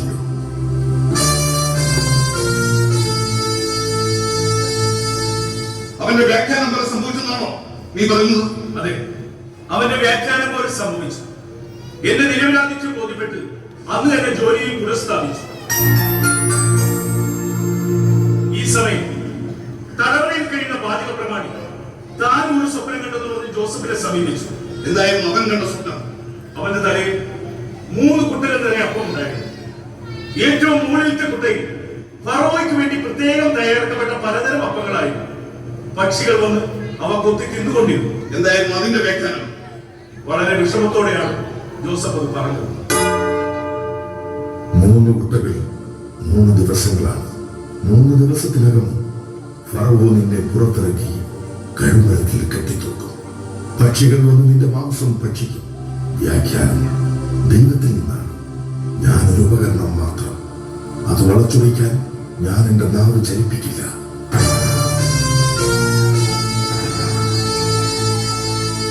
അയൽ രാജ്യത്തിന് വേണ്ടി ചാരപ്പടിയുന്ന ബാധിക പ്രമാണിയെ കഴുമരത്തിലേറ്റാൻ അങ്ങ് ഉത്തരവില്ല. അന്ന് തന്നെ അവനെ കഴുമരത്തിൽ ഏറ്റുകയും ചെയ്യും. ജോസഫ് ദൈവിക ശക്തിയുള്ള ഒരു അമാനുഷ്യനാണ്. താങ്കളുടെ തടവറയിൽ അങ്ങനെ ഒരാളുണ്ടോ? ദൈവചൈതന്യം നിറഞ്ഞ വിശ്വസ്തനും ബുദ്ധിമാനുമായ അടിമയാണ് ഖബ്രാനായ യാക്കോബിന്റെ പുത്രൻ ജോസഫ്. എങ്കിൽ എത്രയും പെട്ടെന്ന് അവനെ നമ്മുടെ മുന്നിൽ ഹാജരാക്കും.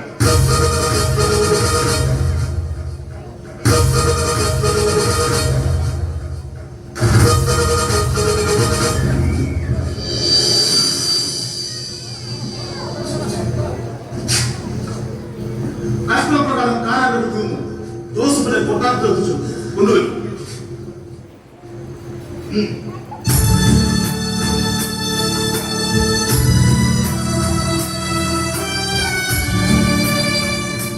ജോസഫ്, നീ നിൽക്കുന്നത് ഈജിപ്തിന്റെ മഹാരാജാവായ ഫറവോയുടെ മുന്നിലാണ്. മുട്ടുമടക്കി വണങ്ങുക. യജമാനൻ ശ്രദ്ധിക്കണം. എന്റെ പിതാവിന്റെ ദൈവത്തിന്റെ മുന്നിൽ മാത്രമേ ഞാൻ മുട്ടുമടക്കുകയുള്ളൂ. ഒരു മനുഷ്യന്റെ മുന്നിൽ അങ്ങനെ ചെയ്യുന്നത് ദൈവനിന്ദയാണെന്നാണ് എന്റെ വിശ്വാസം. ഫറവോയുടെ മുന്നിൽ നിന്ന് ധിക്കാരം പറയുന്നത് അടിമയുടെ നാവ് വിടുന്നത്.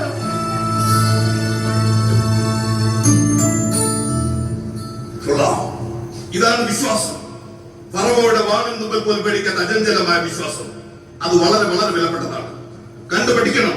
ഒരു വെള്ളി നാണയത്തിനോ ചാട്ടയുടെ സൽക്കാരത്തിനോ മാറ്റിമറിക്കാനുള്ള ബലമേ ഇവിടെ പലരുടെയും വിശ്വാസങ്ങൾക്കുള്ളൂ. നിന്റെ മുഖം ഒന്ന് ഉയർത്തും. എന്തിനിങ്ങനെ അപരാധ്യപ്പെടെ നിൽക്കുന്നു? ഒരു അടിമ മുഖം ഉയർത്തി ആരുടെയും ദൃഷ്ടികളിൽ നോക്കാൻ പാടില്ല. അത് അഹങ്കാരമായിട്ടാണ് ഗണിക്കപ്പെടുക. നമ്മുടെ മുന്നിൽ നിൽക്കുമ്പോ നീ അടിമയല്ല, നമ്മുടെ അതിഥിയാണ്. നമ്മുടെ മനസ്സിനെ മറ്റിക്കുന്ന ഒരു സമസ്യയുടെ ഉത്തരം കണ്ടെത്താൻ നാം നിന്നെ ആശ്രയിക്കുന്നു. നിനക്ക് നമ്മുടെ മുഖത്തേക്ക് നോക്കാം.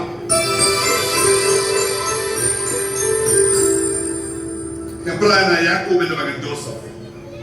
കഴിഞ്ഞ രാത്രി നമുക്കൊരു സ്വപ്നം ഉണ്ടായി. അതിന് വ്യാഖ്യാനം നൽകാൻ കൊട്ടാരത്തിൽ നാം തീറ്റിപ്പോറ്റുന്ന ജ്ഞാനികളെന്ന് മേലിനടിക്കുന്ന ഒറ്റ മനുഷ്യർക്ക് കഴിയുന്നില്ല. നിനക്കതിന് കഴിയുമെന്ന് നമ്മുടെ പാനപാത്രവാഹൻ പറയുന്നു. കഴിഞ്ഞില്ലെങ്കിൽ നിന്റെയും അവന്റെയും ജീവിതം ഇവിടെ അവസാനിക്കും. വിശ്വാസമുണ്ടോ? സംശയമുണ്ടെങ്കിൽ നിനക്ക് തിരിച്ചു പോകാം. നിന്റെ ജീവനുമുണ്ട്. എന്ത് പറയുന്നു? അങ്ങേക്ക് തൃപ്തികരമായ ഒരു വ്യാഖ്യാനം നൽകാൻ കഴിയുമോ എന്ന് എനിക്കറിയില്ല. പിന്നെ വ്യാഖ്യാനം ദൈവത്തിൽ നിന്നാണ്. അവിടെ മഹാരാജാവായ ഫറവോയും അവിടുത്തെ സേവകനും അടിമയായി ഞാനും ഒരുപോലെയാണ്. അവിടെ വലുപ്പച്ചെറുപ്പങ്ങളില്ല, വകഭേദങ്ങളില്ല. സത്യം ഒന്നു മാത്രം. അങ്ങേക്കുണ്ടായ സ്വപ്നം എന്താണെന്ന് പറഞ്ഞത്? നാം നൈൽ നദി തീരത്ത് നിൽക്കുകയായിരുന്നു. അപ്പോൾ കൊഴുത്ത അഴകുള്ള 7 പശുക്കൾ നദിയിൽ നിന്ന് കയറുന്നു.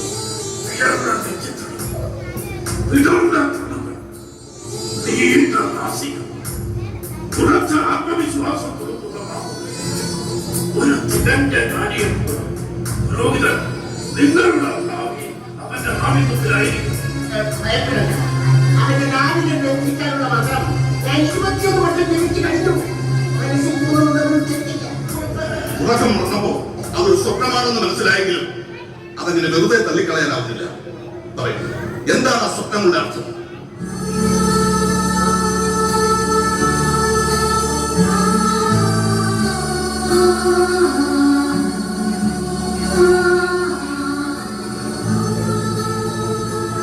രണ്ട് സ്വപ്നങ്ങളുടെയും അർത്ഥം ഒന്ന് തന്നെയാണ്.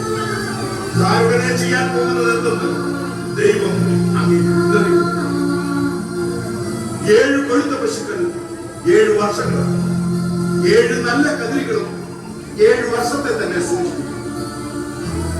അവയ്ക്ക് പിന്നാലെ വന്ന വിരൂപികളായ 7 പശുക്കളും കിഴക്കൻ കാറ്റിൽ ഉണങ്ങി വരേണ്ട 7 കതിരികളും 7 വർഷങ്ങൾ തന്നെ. ഈജിപ്ത് മുഴുവൻ സമൃദ്ധിയുടെ 7 വർഷങ്ങൾ വരാനുണ്ട്. അവയ്ക്ക് പിന്നാലെ ക്ഷാമത്തിന്റെ 7 വർഷങ്ങളും. സമൃദ്ധിയുടെ കാലം ഈജിപ്ത് മറക്കും. ക്ഷാമം നാടിനെ കാർന്നു. അത് അത്രയ്ക്ക് രൂക്ഷമായി. സ്വപ്നം ആവർത്തിച്ചതിനർത്ഥം ദൈവം അത് തീരുമാനിച്ചു ഉറച്ചുപോയിരുന്നു. ഉടനെ അത് നടപ്പിലാക്കും എന്നാണ്. നിന്റെ വ്യാഖ്യാനം നമുക്ക് തൃപ്തികരമായി തോന്നുന്നു. ദൈവനിശ്ചയം ഇതാണെങ്കിൽ ഇത് നമുക്ക് തന്ന മുന്നറിയിപ്പ് തന്നെ അല്ലെ? ഈ വ്യാഖ്യാനം വിശ്വസിക്കാം എന്ന് തന്നെയാണ് എന്റെ പക്ഷം. എങ്കിൽ വരാൻ പോകുന്ന ക്ഷാമത്തെ നമ്മൾ എങ്ങനെ നേരിടും? അതിന് കർമ്മങ്ങൾ ചെയ്യേണ്ടി വരുമ്പോൾ ചിലപ്പോൾ നരവേദന വേണ്ടി വരും. പുരോഹിതനോട് നാം ചോദിച്ചില്ല. പ്രായോഗികമായ ഒരു പരിഹാരമാണ് വേണ്ടത്. ക്ഷാമം വരൾച്ചയിൽ നിന്നാണ് പ്രഭു. അതിനെ നേരിടാൻ നമ്മൾ മനുഷ്യരെ കൊണ്ടാവില്ല. എനിക്ക് തോന്നുന്നു ക്ഷാമം തുടങ്ങുമ്പോൾ നമുക്ക് കാനാനിലേക്ക് പലായനം ചെയ്യാം. അവിടെ നമുക്ക് അഭയം കിട്ടാതിരിക്കില്ല. നല്ല ഉപായം. ക്ഷാമത്തിൽ കഷ്ടപ്പെടുന്ന ജനത്തെ ഉപേക്ഷിച്ച് നാം കാനാനിലേക്ക് ഓടിപ്പോകണം. പ്രജകളെ ഉപേക്ഷിച്ച് രക്ഷപ്പെട്ട ഫലമോ എന്ന പേരുദോഷം കേൾപ്പിക്കാനുള്ള ഭാവം. അതാണ് ഒരു രാജധർമ്മം. നിങ്ങളൊരു വൃദ്ധനായിപ്പോയി. കർമ്മങ്ങൾ വേണ്ടാത്ത ചിന്തയ്ക്ക് ചാട്ടയടിയാണ് വരുന്നത്. നമ്മുടെ സഭ സ്തുതിപാഠകരെ കൊണ്ട് നിറഞ്ഞിരിക്കുന്നു, അല്ലെ? ഒരു പ്രതിബന്ധം വന്നാൽ അതിന് നാം തന്നെ തലപോയിക്കണം. പിന്നെ നമുക്ക് എന്തിനീ സഭ? ഖജനാവ് കൊള്ളയടിക്കാൻ കുറെ ആളുകൾ, അല്ലാതെന്താ?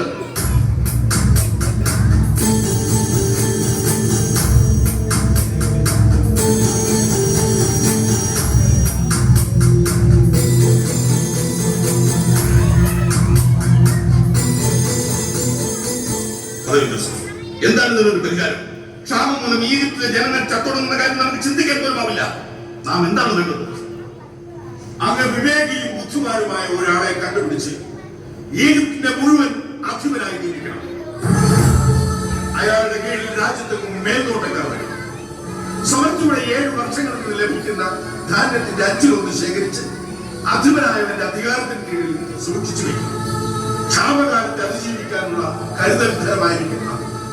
അങ്ങനെ ഈജിപ്തിൽ മറ്റുകൊണ്ട് നശിക്കാതിരിക്കും. അത് അസാധ്യമാണ്. അത്രയും വർഷം ധാന്യം കേടുകൂടാതെ സൂക്ഷിക്കാനാവില്ല.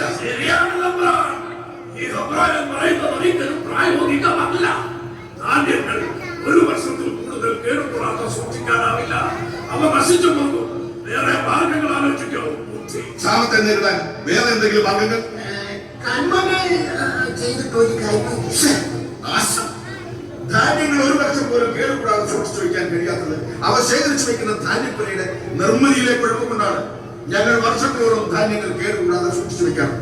അങ്ങ് അനുവദിക്കുമെങ്കിൽ അത്തരം ധാന്യപ്പുരകൾ രാജ്യത്തുടനീളം നിർമ്മിക്കുവാൻ അധ്വാനിക്കാൻ ഞാൻ തയ്യാറാണ്. സമർത്ഥയുടെ 7 വർഷങ്ങൾ കൊണ്ട് നമുക്ക് അതിന്റെ പണി പൂർത്തീകരിച്ച് ധാന്യങ്ങൾ ശേഖരിച്ചു വയ്ക്കാൻ കഴിയും. അങ്ങേക്ക് എന്നിൽ വിശ്വാസമുണ്ടെങ്കിൽ മാത്രം.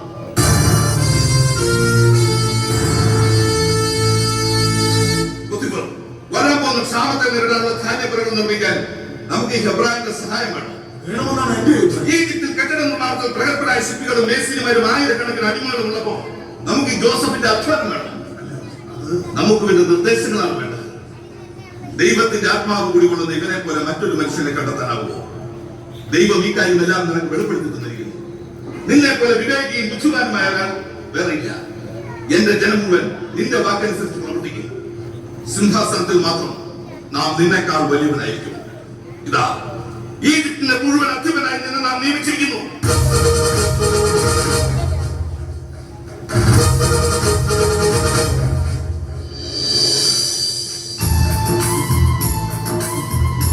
നമ്മുടെ മുദ്രമൂലം ഇന്നു മുതൽ ഈജിപ്ത് ദേശത്തിലേക്ക് ആരും നിന്റെ അനുവാദം കൂടാതെ കയ്യോ കാലോ ഉയർത്തില്ല.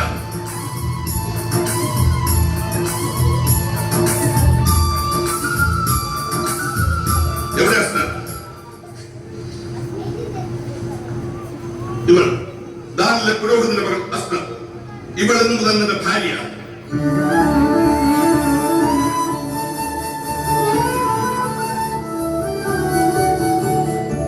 നീ മുതൽ സാഫ്രത്ത് ഫനേയ എന്ന പേരിൽ അറിയപ്പെടും. നമ്മുടെ 2ാം ഘട്ടത്തിൽ ഈജിപ്തിന്റെ പുതിയ അധിപനെ എഴുന്നള്ളിക്കുക. എല്ലാവരും ഇവന്റെ മുന്നിൽ മുട്ടുപടക്കുവിൻ.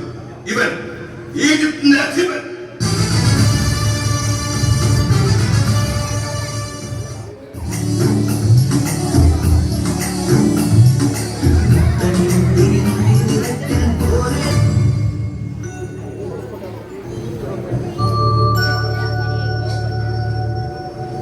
ഇത്ര ദിവസമായി പോയിട്ട് ഇങ്ങനെ അധ്വാനിക്കാൻ പോയതാണ് ബാക്കിയാവുന്നത്. അധ്വാനത്തിന്റെ നാളുകൾ അവസാനിച്ച രാഷ്ട്രം ദൈവം മുന്നറിയിപ്പ് തന്നതുപോലെ ആ ക്ഷാമകാലം ആരംഭിച്ചു. പാടശേഖരങ്ങൾ വരണ്ടു കിടക്കും. ജലാശയങ്ങൾ ഒന്നുമില്ലാതെ പറ്റി വരും. എവിടെയും കന്നുകാലികൾ വെള്ളവും ഭക്ഷണവും കിട്ടാതെ ചത്തുവീഴും. ഈജിപ്തിന്റെ തെരുവീതികൾ കേൾക്കുന്ന ആരവങ്ങൾ ആഹ്ലാദത്തിന്റേതല്ല, വിശന്നു പൊരിയുന്നു കണ്ട ദീനരോധനങ്ങളാണ്. അതെ, ഇവിടെ ധാന്യമുള്ള പറഞ്ഞ ആളുകൾ കൂട്ടം കൂട്ടമായി ഒഴുകുകയാണ്. കൈയുള്ളതെല്ലാം അവർ വിറ്റ് ഒരു നേരത്തെ വിശപ്പടക്കാൻ വേണ്ടി ധാന്യത്തിനായി കാത്തുനിൽക്കുന്നു. ഈ ക്ഷമകാലം കൊണ്ട് ഈജിപ്ത് 10 മടങ്ങ് തലശേഷിയുള്ളതായി തീർത്തേ. അത് അങ്ങയുടെ കഴിവുകൊണ്ടാണ് അവർക്ക് അഭിമാനിക്കില്ല വേണ്ടത്. ശരിയായിരിക്കാം. ഒരുപക്ഷെ നമ്മളെ ക്ഷാമകാലത്തെ അതിജീവിക്കും. പക്ഷേ ഈജിപ്തിന് പുറത്തുള്ള ലോകം ഒരിക്കലും ഈ ക്ഷാമകാലത്തെ അതിജീവിക്കില്ല. വിശന്ന് തളർന്ന കുറെ മുഖങ്ങൾ എന്റെ ഉറക്കം കെടുത്തു. കാനാൻ താഴ്വരയിൽ വസിക്കുന്ന എന്റെ പിതാവും സഹോദരനും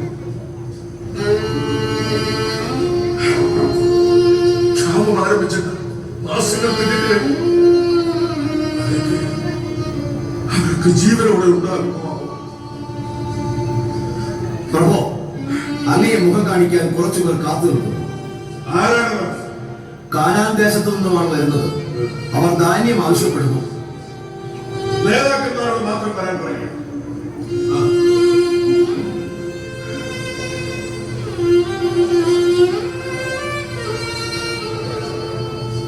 ജോസഫ്, അത് കാനാൻ ദേശത്ത് നിന്നാണ്. ചിലപ്പോ അത്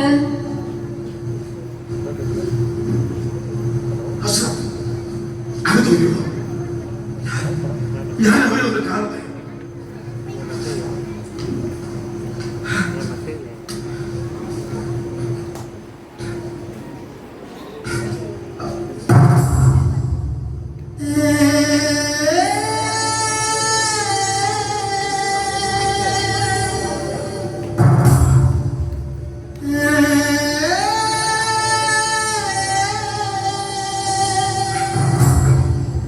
നിങ്ങൾ ആരാണ്?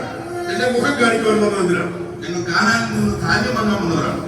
നാട് മുഴുവൻ പടർന്ന് ക്ഷാമം നിമിത്തം ഞങ്ങളുടെ പിതാവ് സഹോദരങ്ങളും കുട്ടികളും മുഴുവൻ പട്ടിണിയില്ല. ഞങ്ങൾക്ക് ഞങ്ങളുടെ ജനതയുടെ വിശപ്പടക്കാൻ ധാന്യങ്ങൾ തരണമെന്ന് അപേക്ഷിക്കാൻ പറ്റാണ്.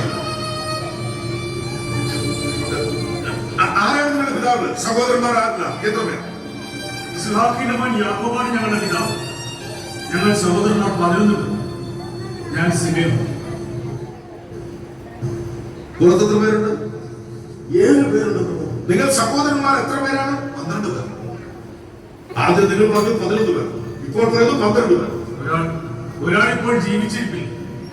ഇല്ല, ഞാൻ വിശ്വസിക്കില്ല. നിങ്ങൾ പരസ്പര വിരുദ്ധങ്ങളായ കാര്യങ്ങളാണ് സംസാരിക്കുന്നത്. നിങ്ങൾ ചാരന്മാരാണ്. ഈജിപ്തിന്റെ ബലക്ഷയം മനസ്സിലാക്കാൻ അയൽ രാജ്യത്ത് നിന്ന് വന്ന കളപ്പരിശകൾ. അല്ല തിരുമനസ്സേ, ഞങ്ങൾ പറയുന്നത് സത്യമാണ്. ഞങ്ങൾ കാനാനിൽ നിന്ന് ധാന്യം വാങ്ങാൻ വന്നവരാണ്. ഞങ്ങൾ ഒരിക്കലും ചാരപ്പണി ചെയ്യില്ല. ദൈവകൽപ്പനനുസരിച്ച് ജീവിക്കുന്ന ഒരു വലിയ മനുഷ്യന്റെ മക്കളാണ് ഞങ്ങൾ. പിടിക്കപ്പെടുന്നവരെല്ലാം അങ്ങനെ തന്നെയാണ് പറയുക. നിങ്ങൾ പറഞ്ഞത് സത്യമാണെന്ന് എനിക്ക് ബോധ്യപ്പെടണമെങ്കിൽ അതിന് തെളിവ് വേണം. നിങ്ങൾ പറഞ്ഞത് സത്യമാണെന്ന് തെളിയിക്കപ്പെടണം. അല്ലാതെ നിങ്ങൾ ആരും ഈജിപ്റ്റ് വിട്ട് ജീവനോടെ പുറത്തു പോകില്ല. നിങ്ങളുടെ ജീവൻ ഇപ്പോൾ എന്റെ കൈകാണ്. ഞാൻ പറയുന്നത് പോലെ ചെയ്യുക. നിങ്ങളിൽ ഒരാളെ ഞാൻ തടവിലാക്കും.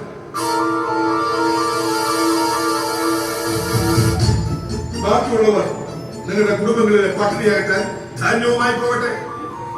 നിങ്ങളുടെ ഇളയ സഹോദരനുമായി മടങ്ങി വരിക. അപ്പോൾ നിങ്ങൾ പറഞ്ഞത് സത്യമാണെന്ന് തെളിയും. ആരാണ് നിങ്ങൾ തയ്യാറാവുക? മറ്റുള്ളവർക്ക് വേണ്ടി കാരാഗ്രഹവാസം രക്ഷിക്കാൻ ആരാണ് തയ്യാറാവുക? സമയോ ഇവരെ ബന്ധിച്ച് കാരാഗ്രഹം നടക്കട്ടെ. ബാക്കിയുള്ളവർക്ക് പോകാം. എന്നെ കാരാഗ്രഹത്തിൽ അടക്കട്ടെ. ഇവർ തിരിച്ചു വന്നിരിക്കെ ഞാൻ അവിടെ കിടന്ന് മരിച്ചു പോകും.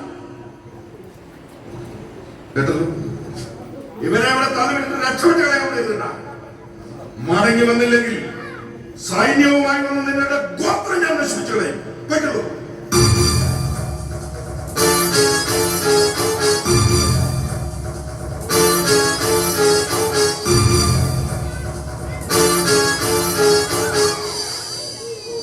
ജോസഫിന്റെ ആജ്ഞാനുസരണം ആശേറും സംഘവും ധാന്യചാക്കുകളുമായി തിരിച്ചുപോയി. ശിമയോനെ കുറിച്ച് ദുഃഖമുണ്ടായിരുന്നെങ്കിലും അവർക്ക് മടങ്ങാതെ നിർവാഹമുണ്ടായിരുന്നില്ല. കാരണം അവരുടെ തിരിച്ചുവരവും കാത്ത് യാക്കോബും അവരുടെ ജനതയും മുഴുപട്ടിണിയിൽ ദിവസങ്ങൾ തള്ളി നിൽക്കുകയാണ്. അവർ പിതാവിനോട് ഈജിപ്തിൽ നടന്ന കാര്യങ്ങളെല്ലാം വിശദമായി ബോധിപ്പിച്ചു. പക്ഷേ സിമിയോനെ മോചിപ്പിക്കാൻ ബെഞ്ചമിനെയും കൊണ്ടുപോകാൻ യാക്കോബ് അവരെ അനുവദിച്ചില്ല. ജോസഫിനെ പോലെ ബെഞ്ചമിനും നഷ്ടമായേക്കുമെന്ന് അയാൾ ഭയന്നു. ക്ഷാമം നീണ്ടുപോയി. കൊണ്ടുവന്ന ധാന്യം തിന്നപ്പോൾ വീണ്ടും ഈജിപ്തിലേക്ക് പോകാതെ തങ്ങളുടെ ജീവൻ നിലനിർത്താൻ പറ്റില്ലെന്ന് യാക്കോബിന് മനസ്സിലായി. അയാൾ വേദനയോടെ ബെഞ്ചമിനെ അവരുടെ കൂടെ യാത്രയാക്കി.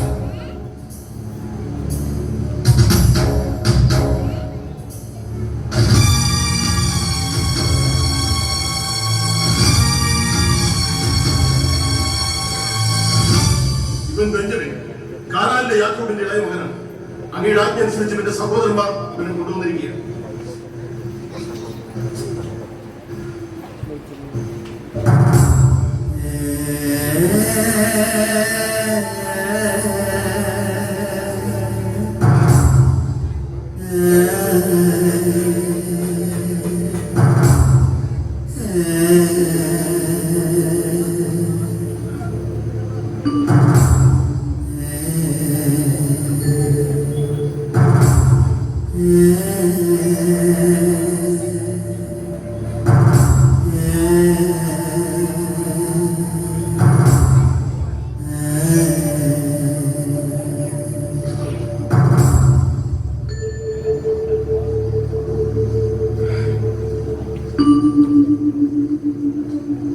ജോസഫ്, അത്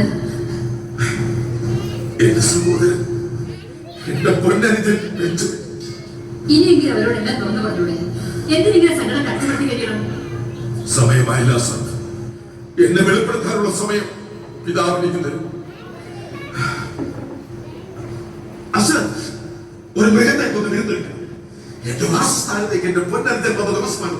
എനിക്ക് അവരെ സൽക്കരിക്കണം, അവരോടൊപ്പം ഭക്ഷണം കഴിക്കണം. ആ ഭാഗത്തിൽ ഒരു കുറവും വരുത്തരുത്. ഇഷ്ടം പോലെ.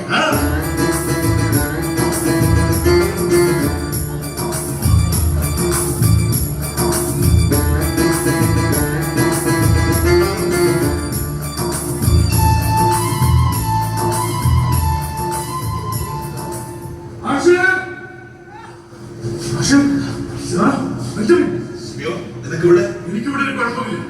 കണ്ടില്ലേ കടിച്ചു കൊടുത്തിരിക്കുന്നത്? കാരാഗ്രഹത്തിലാണെങ്കിലും ഒരു അതിഥിയെ പോലെ അവർ കാണുന്നു. എന്തിനാവും അദ്ദേഹം നമ്മളോട് ഇങ്ങനെയൊക്കെ പെരുമാറുന്നത്? എന്തായതൊക്കെ അങ്ങയുടെ ദാസനായ ഞങ്ങളുടെ പിതാവ് അങ്ങേക്ക് സമ്മാനമായി തന്നോട്ട തൈലം, തേൻ, സുഗന്ധദ്രവ്യങ്ങൾ, നീറ, ബദാം തുടങ്ങിയ കാഴ്ചകളാണിവ. ഇത് സ്വീകരിച്ച് ഞങ്ങളെ സന്തുഷ്ടരാക്കണം.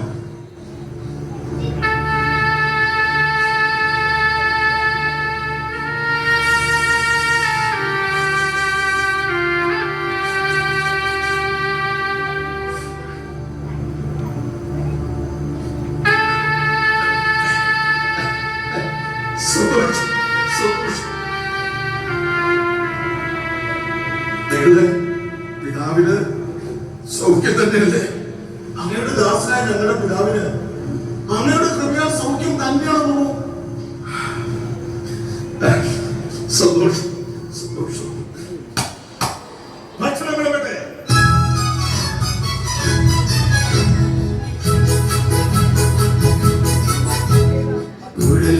കുരുവികളെ വീരുന്നും വസലവങ്ങളെ നല്ല വീരൊരുങ്ങി നടത്തേറങ്ങി ഇളവിയിൽ കൊണ്ടൊരു വിളക്കൊരുങ്ങി ഇതുവഴി വരും ഒരു കുരുങ്ങിന്റെ കവിളത്ത് കുളിരുന്ന കൊടുക്കുമോ ഇളത്തല്ലേ?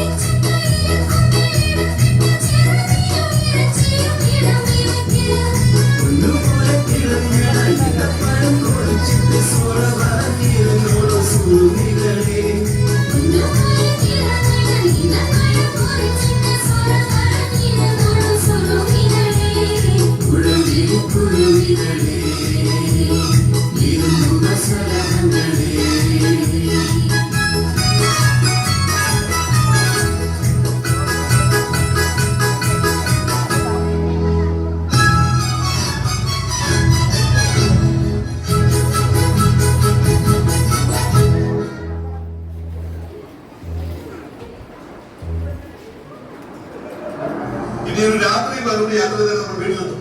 ബെഞ്ചമിൻ, അങ്ങനെ ക്ഷീണമൊന്നുമില്ലല്ലോ? ഇല്ലേ സാർ, അവിടെ ഈജിപ്തിൽ നടന്ന സംഭവങ്ങൾ എന്നെ വല്ലാതെ ഉത്സാഹപരത്തിലാക്കി.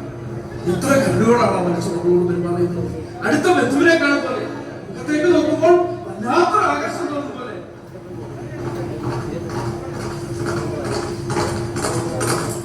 അത് ഈജിപ്തിലെ പടയാളിയാണ്. അയാൾ എന്തിനാ ഇങ്ങോട്ട് വരുന്നത്?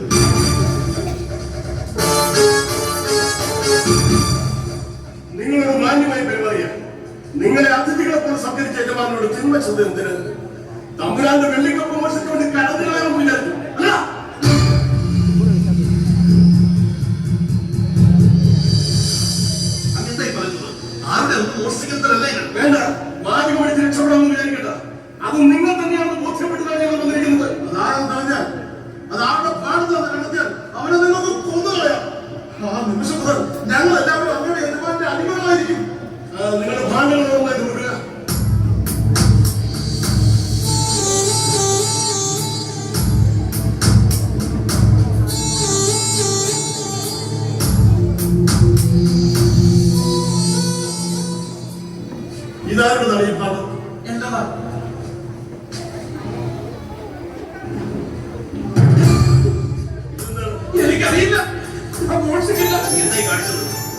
ഇത്ര കരുണ കാണിച്ച മനുഷ്യന്റെ വീട്ടിൽ നിന്ന് മോഷിച്ചെന്നോ? നീ എല്ലാവരും പറഞ്ഞു കൊടുത്തില്ലേ? എനിക്കറിയില്ല, ഞാൻ മോശമില്ല.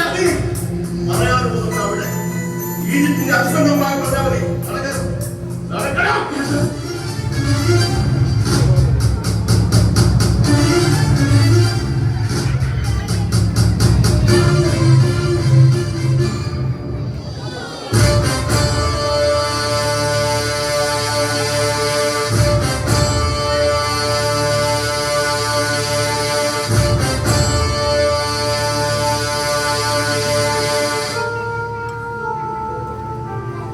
കുറ്റം ചെയ്തവർ ആരായിരുന്നാലും ശിക്ഷ അനുഭവിച്ചു മതിയാകും.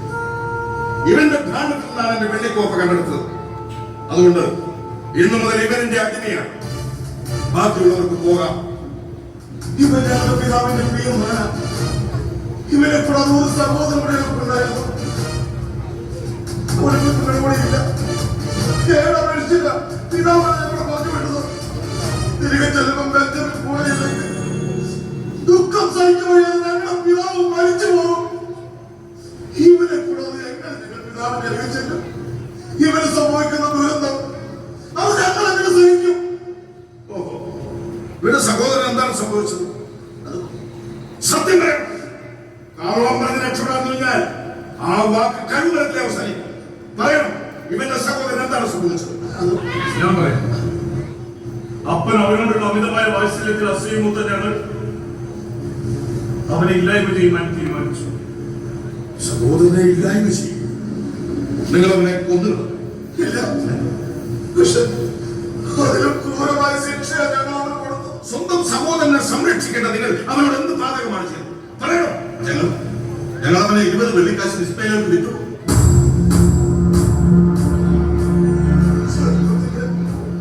ചോർത്തുള്ളപ്പോഴായിരുന്നു ചെയ്തു പോയ പാപമാണ്.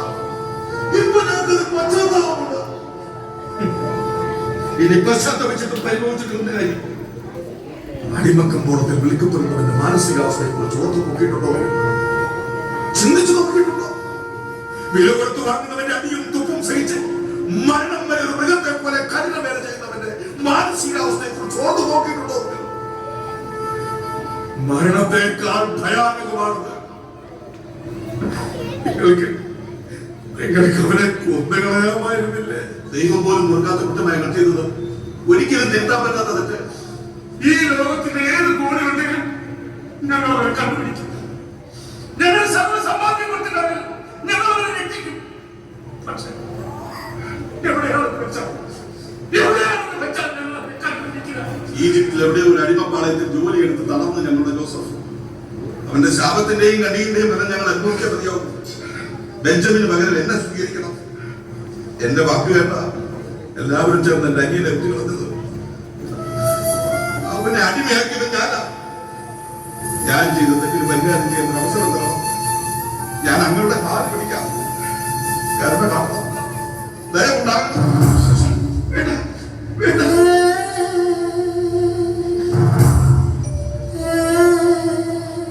ഇല്ല, ഇല്ല. ഒരിക്കൽ പോലും നിങ്ങളെ അവൻ ശമിച്ചിട്ടില്ല.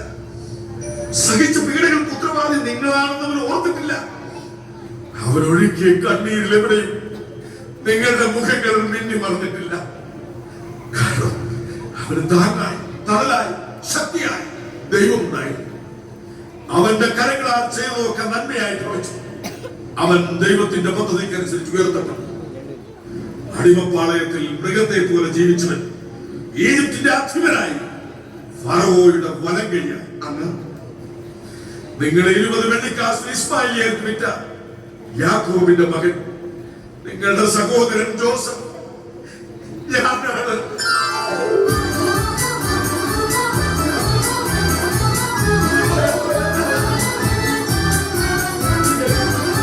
നിങ്ങൾ പോയി അപ്പനോട് പറയണം, ദൈവം എന്നെ ഈജിപ്തിന്റെ അധിപനാക്കി എന്റെ അടുത്തേക്ക് വരണം. നിങ്ങൾക്ക് എല്ലാവർക്കും പോയിട്ടാണ് താമസിക്കാം. പോകും. പോയി നിങ്ങളുടെ ഭാര്യമാരെയും മക്കളെയും ആടുമാടുകളുമായി എത്രയും പെട്ടെന്ന് മടങ്ങി വരിക. പോയി എല്ലാവരെയും കൂട്ടിക്കൊണ്ട് വരുവിൻ. ജോസഫിന്റെയും സഹോദരങ്ങളുടെയും പുനഃസമാഗമം അറിഞ്ഞ ഫെറവോ സന്തുഷ്ടനായി. അവരെ അദ്ദേഹം ഈജിപ്തിലേക്ക് സ്വാഗതം ചെയ്തു. യാക്കോബിനും അവരുടെ ജനത്തിനും ഈജിപ്തിലെ ഏറ്റവും നല്ല ഫലഭൂമിയായ ഗോഷാൻ വാഗ്ദാനം ചെയ്തു. യാക്കോബിന്റെ കുഞ്ഞുങ്ങൾക്കും സ്ത്രീകൾക്കും യാത്രയാകാൻ ഈജിപ്തിൽ നിന്നും ഫറവോയുടെ രാജകീയ രഥങ്ങൾ പുറപ്പെട്ടു. ക്ഷണം സ്വീകരിച്ച് ബർഷബായിൽ നിന്നും പുറപ്പെട്ട യാക്കോബിനെയും പരിവാരങ്ങളെയും ജോസഫ് ഗോഷാനിൽ സ്വീകരിച്ചു.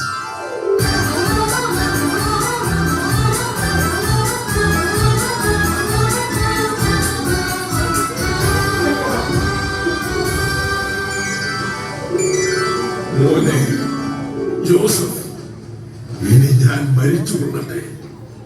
ഞാൻ നിന്റെ മുഖം കണ്ടു, നീ ജീവനോടെ ഇരിക്കുന്നത് നേരിൽ കണ്ടു. മോനെ, ഇനി നമ്മൾ ഒരുമിച്ചാണ്. ഇനി സന്തോഷത്തിന്റെ നാളുകളാണ്. ദൈവം നിങ്ങൾക്ക് മുന്നേ എന്നെ ഈജിപ്തിലേക്ക് അയച്ചത് ക്ഷാമകാലത്തെ അതിശയിക്കാൻ വേണ്ടിയാണ്. ദൈവം എന്നെ ഈജിപ്തിന്റെ അധിപനായി വാഴിച്ചത് ഇസ്രായേൽ ജനതയ്ക്ക് വേണ്ടിയാണ്. യാക്കോബ്, ഈജിപ്തിലെ നിന്റെ വാസത്തെ കുറിച്ച് ഭയാശങ്കകൾ വേണ്ട. ഇവിടെ ഞാൻ നിന്നെ വലിയൊരു ജനതയായി വളർത്തും. എല്ലാ നേരവും ഞാൻ നിന്റെ സമീപസ്ഥനായിരിക്കും. ഒരിക്കൽ ഈജിപ്തിൽ നിന്നും നിന്നെയും നിന്റെ ജനതയെയും തിരികെ കൊണ്ടുപോരുകയും ചെയ്യും.